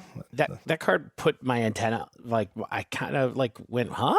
A little bit with that one, just because it's got so much going on for a single mana. +2/+0 isn't the best, but there's probably aggressive decks that would enjoy it. I don't know. Is that because you remember playing with Bone Splitter? A little bit playing with Bone Splitter. Yeah. It is probably just a limited card, but make energy at flash speed and get an auto equip is intriguing. Yeah, that's not bad. Yeah, I mean, we just talked about the draw 1, the cantrip that makes 2 energy. This is it seems like they're making like a whole bunch of 1 mana cards that make energy, and this is another version of that. Could be, I don't know, it's interesting. Yeah. All right, we are on to Party Thrasher. Pretty interesting card. 1 and a red for a 1/4 Lizard Wizard. And this is the one that gets non-creature spells you cast from exile have Convoke. And at the beginning of your pre-combat main, you may discard a card. If you do, exile the top 2 cards of your library, then choose one of them. You may play that card this turn. So, I mean, no matter how you slice it, this is a lot of text for 1 and a red on a creature that's not that easy to kill. So... Yeah, I'm not exactly sure what the best home with this is going to be, but it's like the cards that exile cards. So it's good with Pia, Inti, Questing Druid. Those are kind of the 3 that come to mind, but also like Reckless Impulse and stuff like that. I'm sure there's some other ones. But the issue kind of there is there's a lot of 2-drops. So your deck is, your curve is kind of clunky at that point, but maybe you pair it with like the energy stuff, Discharge, Ragavan, the Raptor. Maybe there's something there, but there's that first line of text, just giving stuff you cast from exile Convoke, just feels like there's maybe something to abuse there, where you're making some tokens with Pia, because it's very, very good with Pia, because Pia gives you the tokens to convoke the spells. Yeah, you can cast token makers out of the yard, stuff that's just non-creature, but giving you more stuff to use to convoke with. There's options here. All right. Phyrexian Ironworks, we're going to skip. Power Balance, we talked about previously. I don't think this is a card that's going to do anything. I don't know about you all. No. Okay. No. It's cool, but... Rawl and the Implicit Maze, another too expensive saga. Reckless Pyro Surfer. Interesting card. 1 and a red, Human Scout 2/2 with haste, with also Landfall. Whenever a land ETB is under your control, it gains Battle Cry until end of turn. If you haven't played with whatever that little weird beaky thing from Affinity was, it gives, whenever it attacks, each other attacking creature gets +1/+0 until end of turn. So, there you go. Yeah, and worth noting, each instance of battle, like, it stacks. So if you play a fetch land with this, you get 2 separate battle cry triggers. So like say you do like a Lethal Demolition or Cold Oath of Rebirth on 1, play this on 2. It's even got haste, so you can attack with it on turn 2, and then turn 3, maybe you just go like fetch land, crack, you get the battle, you get the 2 battle cries. So I mean, if there is some sort of like playable Reckless Bushwhacker Goblin token Convoke deck, I feel like this might just be better than the other Bushwhacker. So Yeah, I think it's higher I upside. think it is. Are we too. bushwhack? Were we bushwhacking in Modern? You certainly can. 8 whack. And the Convoke deck. Yeah. I think the And the Convoke deck Convoke played deck. Bushwhacker too, yeah. Yeah. I mean, hey, it's been years, but I've gotten a 4/1 with 8 whack in a Modern queue before. Played 12 black now. Yeah. I like we this asked card. the question. We asked the question: how many Mirror Enforces is too much? How many whacks is too much? Never enough whacks. Oof. It's wax poetic. Yeah, I like this card. Go Sweet. Reiterating Bolt does not... on. Reiterating boats. This is my boat. No, this is my boat. This doesn't dome. I don't think this is playable. Pass. Yeah, pass. Sarpadian Simulacrum, no. Siege Smash, this is... it's probably too expensive, but it's a neat card. It's like a split-second smash type pump spell thing. Skittering Precursor, no. Skoa Ember Mage, Smelted Charge Bug, Spawn Gang Commander, Thriving Sky Claw, all skippable. We are on to... I really wanted Fire Blast, honestly, in Modern, kind of, and instead they made a callback to Fire Blast. So thanks, I guess. But Skoa with Grandeur. Cauldron. Yeah, Skoa with- with Cauldron. Just saying. oh wow, let's go with Cauldron. Let's talk about the Unstable Amulet in the room. It's a 1 and a red artifact. When it ETBs, you get 2 energy. Whenever you cast a spell from anywhere other than your hand, it deals 1 damage to each opponent. You can also tap and pay 2 energy, exile the top card of your library. You may play it until you exile another card with Unstable Amulet. This card is so weird. I don't get it. It really is. It's like part of an engine that already exists. And like, did that engine need more like tuning? I don't know. Maybe we shouldn't be thinking about this in a breach context and more of just in the energy deck. Like if you take that core of Galvanic Discharge, the Raptor, and this, where you're utilizing discharge to get extra energy, and then you can fuel that extra energy into this, where you can get more cards off of it. This also gives you more energy for the Raptor, more for the discharge. Maybe it's good enough, just like, if it was just tap, pay 2 energy, draw a card, would that be good? Because it's kind of close to that, you know? Oh, I think it's totally close to that. I'm just not sure if that would be good. Yeah. You know what I mean? That's a tough question to answer. It is. I think if it's going to be good, it is about that second block of text. It's about the. You think so? Yeah, I think it's about abusing stuff that's not in your hand. You know, this just triggers off of so many weird things. Like, this triggers off of casting Grave Crawler. You know, like there might be something there that's not breach or whatever to make this work. But I don't know. This seems like it's a unique card, and that's probably worth keeping an eye on it just for that. But it's not my kind of card. Same. Yeah. Void Pouncer. We are skipping Wheel of Potential. I don't really have much to say about this. It's like a wheel variant using energy, etc. I think there's potentially a Storm deck here with like Bergie, the Rituals, the Red Medallion. I don't know what the energy enabler in that deck is, because you kind of need some way to get energy for Wheel to be good. Maybe it's just like, Raptor Discharge again. Maybe that's an Amulet deck, because the Red Storm deck might want to play like Breach and stuff like that. So. Yep. Yeah. Galvanic Relay as well. Relay is really good with the Amulet. What is Galvanic? Relay is exile the top card. You may play it Storm. Ah, yes. Yeah. I remember that from the previous. Okay. So really good with the Amulet. Yeah. I think there could be something here too, but I think it's like a lot of tuning is going to need to happen here. Yes. Yeah. And that is red. You want me to go for green? Let's do this. All right, Basking Brood Scale. I think we want to talk about this one. We talked about this. I just love that you wrote in the notes limited, and I was like, Devon, I already told you this wasn't a limited card. You were like insisting this card is terrible. And look, maybe it okay. is. I saw Maybe that it it was. is, I saw that it was a grizzly bear and it was a common, so I didn't think too much of it. But I'll read this for the lovely listeners. This is 2/2 devoid for 2. You can adapt it for 2, and then whenever one or more. This is the important part. Whenever one or more counters are placed on it, you may create an 0/1 spawn creature token with sacrifice. Make colors.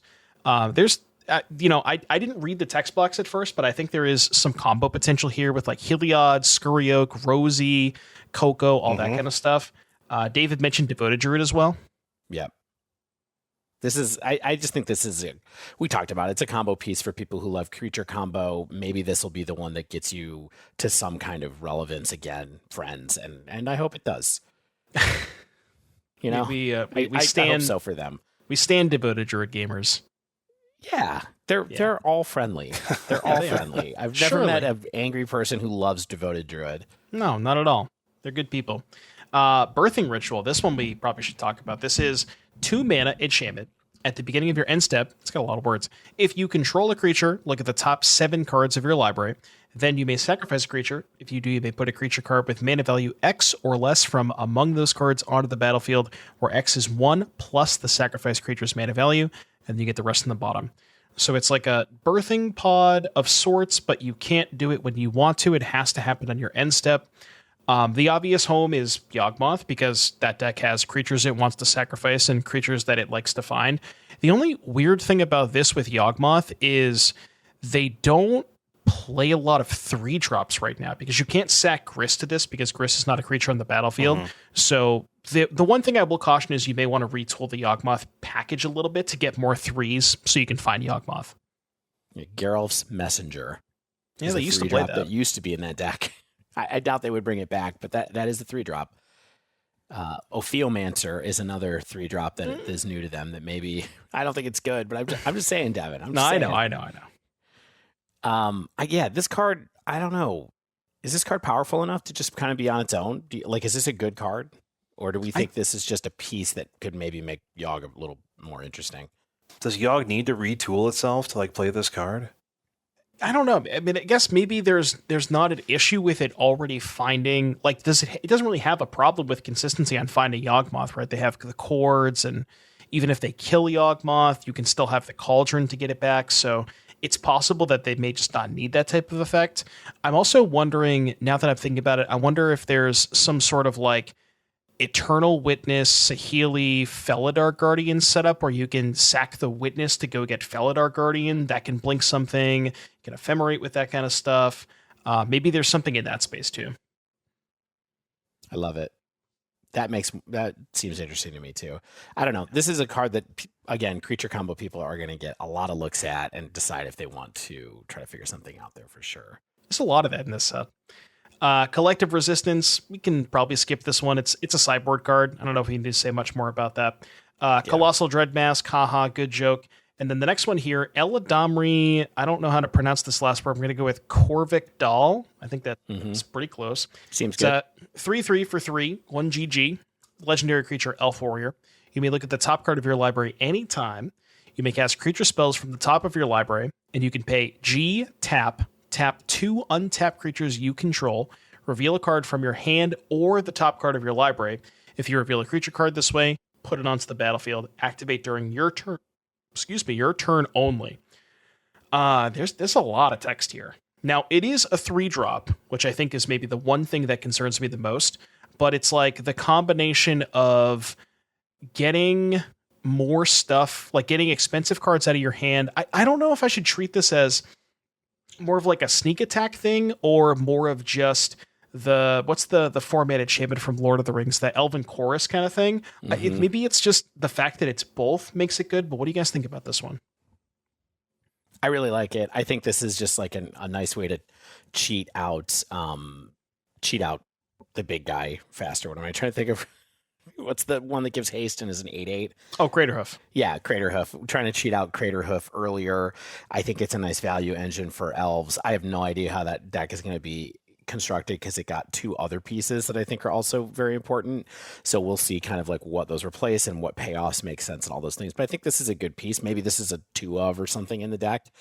I don't know if it's better than the other Eldamri that they play or used to play, but this is a cool card. Yeah.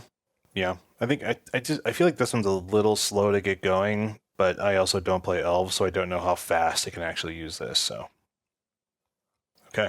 All right, cool. Eldrazi, Repurposer, we're skipping. Evolution Witness, we're skipping. Fanatic of Ronus.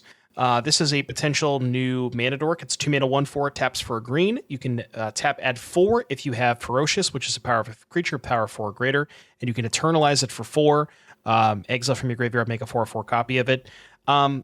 This is potentially good in. I was thinking about this in Eldrazi, where I don't know if the Eldrazi deck wants a 2 mana dork, but it's powerful with both Thought-Knot Seer and Reality Smasher, and kind of lets you. So, like, what's powerful with Thought-Knot Seer is you go turn 2 this, turn 3 Thought-Knot Seer, and then the next turn, if they don't kill your Thought-Knot Seer, you just all of a sudden have 9 mana to cast your expensive cards. So, maybe it's good there. Yeah, there's a lot of potential mana. It has one of my favorite keywords of all time, Ferocious, but I think a lot has to go right for this to be usable. But yeah, there's a lot of green creatures with power 4 or greater. At least it's not a 1/2. Yeah. You know what I mean? At least it blocks Ragavan, which I think is an interesting element of this, and it doesn't die to Lightning Bolt, which I think is interesting too. So I kind of feel like people definitely play around with this, but I don't think it's a slam dunk at all. No. Cool. Fangs of Colonium, we're skipping. Flare of Cultivation, we are definitely not skipping. 1 GG sorcery, sack a non-token green creature, search your library, cultivate, search for 2 basic lands, put them into play. One into your hand, 1 into play, not 2 into play. That'd be a little too Even good. better. Yeah. Top 10 card in the set, right? Top 10, 15? I would agree. Yeah, I don't know if it's quite in my maybe not my top 10, but it's probably somewhere in that range. Yeah, good in. I think it's going to be good in Yawgmoth, good with Arboreal Grazer. Outside of those 2 applications, maybe not much else, but that's good enough, isn't it? And we talked about this last week, so I feel like we should just tip our hat. But it's one of the best cards in the set. We've just already talked about it. Yep. Foul Strike, good joke, Gifted the Viper, Horrific Assault, The Hunger Tide Rises, Hydra Trainer, Lion Umbra, Malevolent Rumble. We got a couple notes on this one. Do you guys want to talk about Malevolent Rumble or no? Nothing? Okay, we'll skip Malevolent Rumble. And I'm getting lost here. Malevolent Rumble, Monstrous Vortex, nothing here. Nightshade Dryad, Nyxborn Hydra, Path of Annihilation. Okay, all limited cards. Primal Prayers. This is definitely not a limited card. Yep. This is the Energy Allurance. So 2 GG enchantment. When it enters the battlefield, you get 2 energy. You may cast creature spells with mana value 3 or less by paying E rather than paying their mana costs. If you cast a spell this way, you may cast it as though it had flash. So this is I don't think we had a lot of time to talk about this because I don't think it was spoiled when we did our episode last week. It wasn't. Yeah. This is honestly, this is one of my favorite cards in the set. I think this is like probably cracking my top 10. Good with Heliod, good with the Soul Warden that we talked about earlier, good with Recruiter of the Guard, even Imperial Recruiter. There's just so many things that this card's good with. But we are never playing this card for value. Right? No, this is we're going to to kill combo people. engine. This is a combo engine card. And so the game with Primal Prayers is if you're somebody who likes infinite combos, you're going to help figure out the most efficient, most powerful way to make an infinite combo out of energy in Modern that exists. And there's already cards that have been talked about, like Greenbelt Rampager, which is a card from Aether Revolt, I think, or it might have been in Kaladesh. Yep. I think it's Aether Revolt. But it's, and that's one that can go infinite kind of on its own as long as you manage to not have 2 energy in play when the Greenbelt Rampager comes into play. That's the tricky part about it. But there's lots of other things here. There's the Energy Soul Warden, like Devon said, I think figuring out what the payoff is here is going to be interesting. But this is just a powerful card, but I don't feel like there's enough to say about it until we actually start seeing what the lists look like.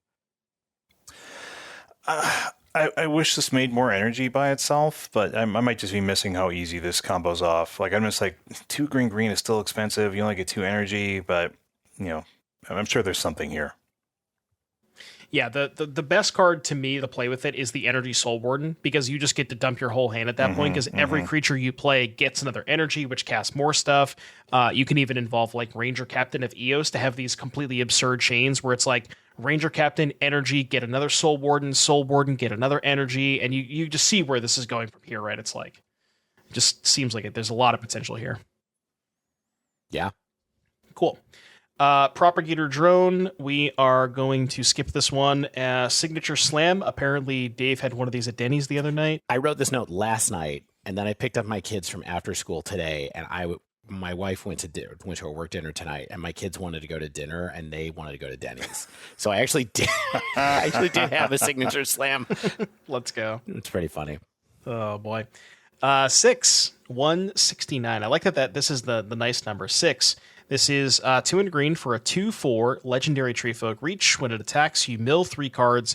You may put a land from among them into your hand, and as long as it's your turn, non-land permanent cards in your graveyard have Retrace. I don't know. There's a lot here. Attack. It's 2/4 Reach. Find body. Attack. Draw a card, and then it gives you a pseudo Yawgmoth's Will every turn. 3 mana is maybe a tough sell, but I feel like this one has a lot of potential. I totally agree, and it fuels itself.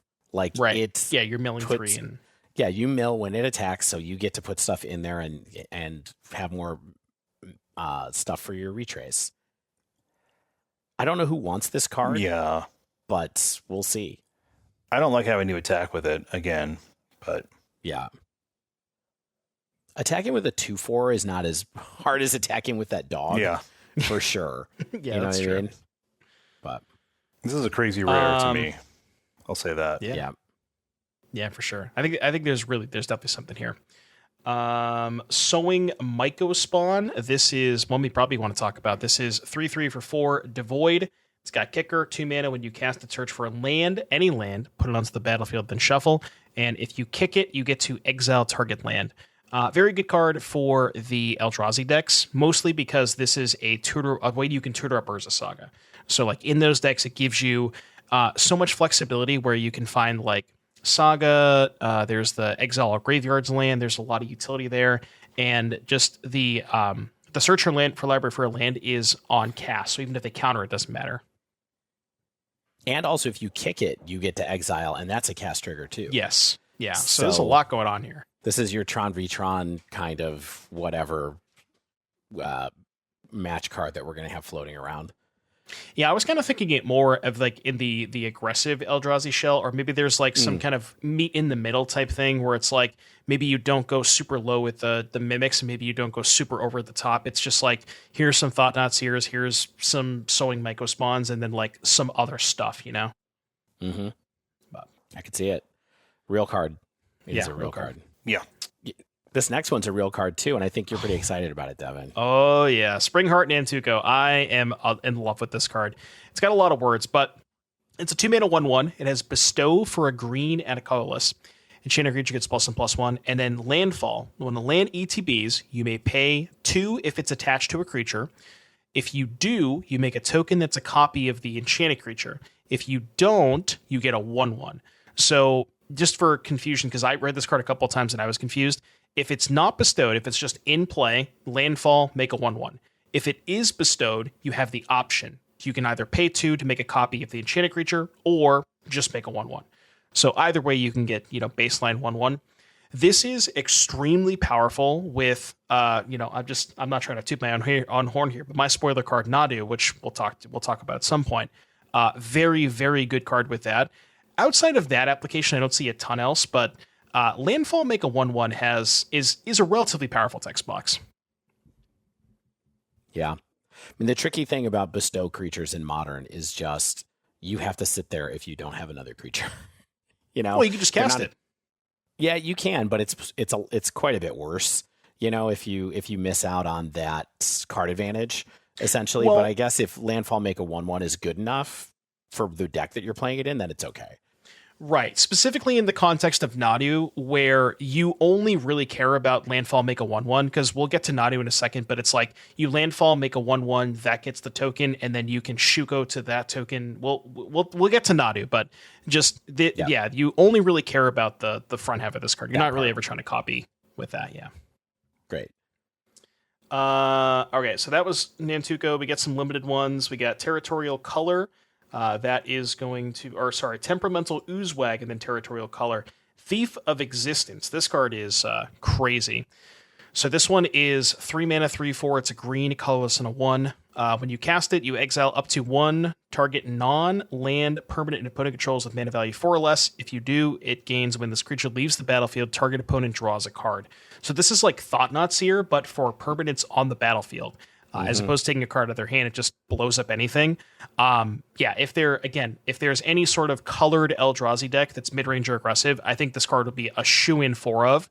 And I think this is one of the better Eldrazi's in the set. Yeah, I agree. I mean, when you think about the other red one that we were talking about earlier and the rest of that shell that exists, this feels like a really powerful card. I mean, it's just Skyclave Apparition that doesn't give a creature when it comes back. They have to spend mana in order to get the value back out, and it's wild. Yeah, I said my piece on this in a previous episode. I think, it does require green, but dang good card. Yep. Cool. A couple other ones here. Trickster's Elk, and then Wumpus Aberration, and that'll do it for the green cards. My friends, that's the end of green. And we are over 2 hours into this episode. So we're done, right? We went through WUBRG. We got the whole cards. Completely We're good. Finished with the episode. So you may have noticed, Stan, listeners, I'm sure Dave and Devon noticed, Stan's not here. He had some obligations, unfortunately, this week, and it'd potentially be great to get him back on next week if he's available, get his take. So what we can do next week is we'll come back, we'll finish up the rest of the set, we'll do kind of our top picks, and not make you have to listen to a 4-hour long episode, because we don't want to necessarily make it tonight, and you don't want to listen to 4 hours straight of us. So that wraps up this week's show. If you haven't yet, make sure you subscribe to the podcast. You get those latest episodes as soon as they drop. If you use Apple Podcasts, Spotify, feel free to leave us a rating there, a review, a comment, whatever you want to do. If you want to reach out to us, you can give us a tweet at The Dive Down or email thedivedown@gmail.com. If you want to support us, you can join the Patreon at patreon.com/thedivedown. You can also check out the store at thedivedown.com/store. You can go to heavyplay.com. Get those awesome deck, dice boxes, playmats with the Equip Mag system. You can use code THEDIVEDOWN2024. for 10% off that first order. And of course, Mana Traders, thanks for being a longtime affiliate of ours. You can use our promo code TheDiveDown_43A. It's very memorable. It's in the show notes. 10% off of your first 2 months of renting Magic Online cards. As always, special thanks to the bands Nowhere and Spaceblood for letting us use their music. And until next week, get out there and enjoy a signature slam.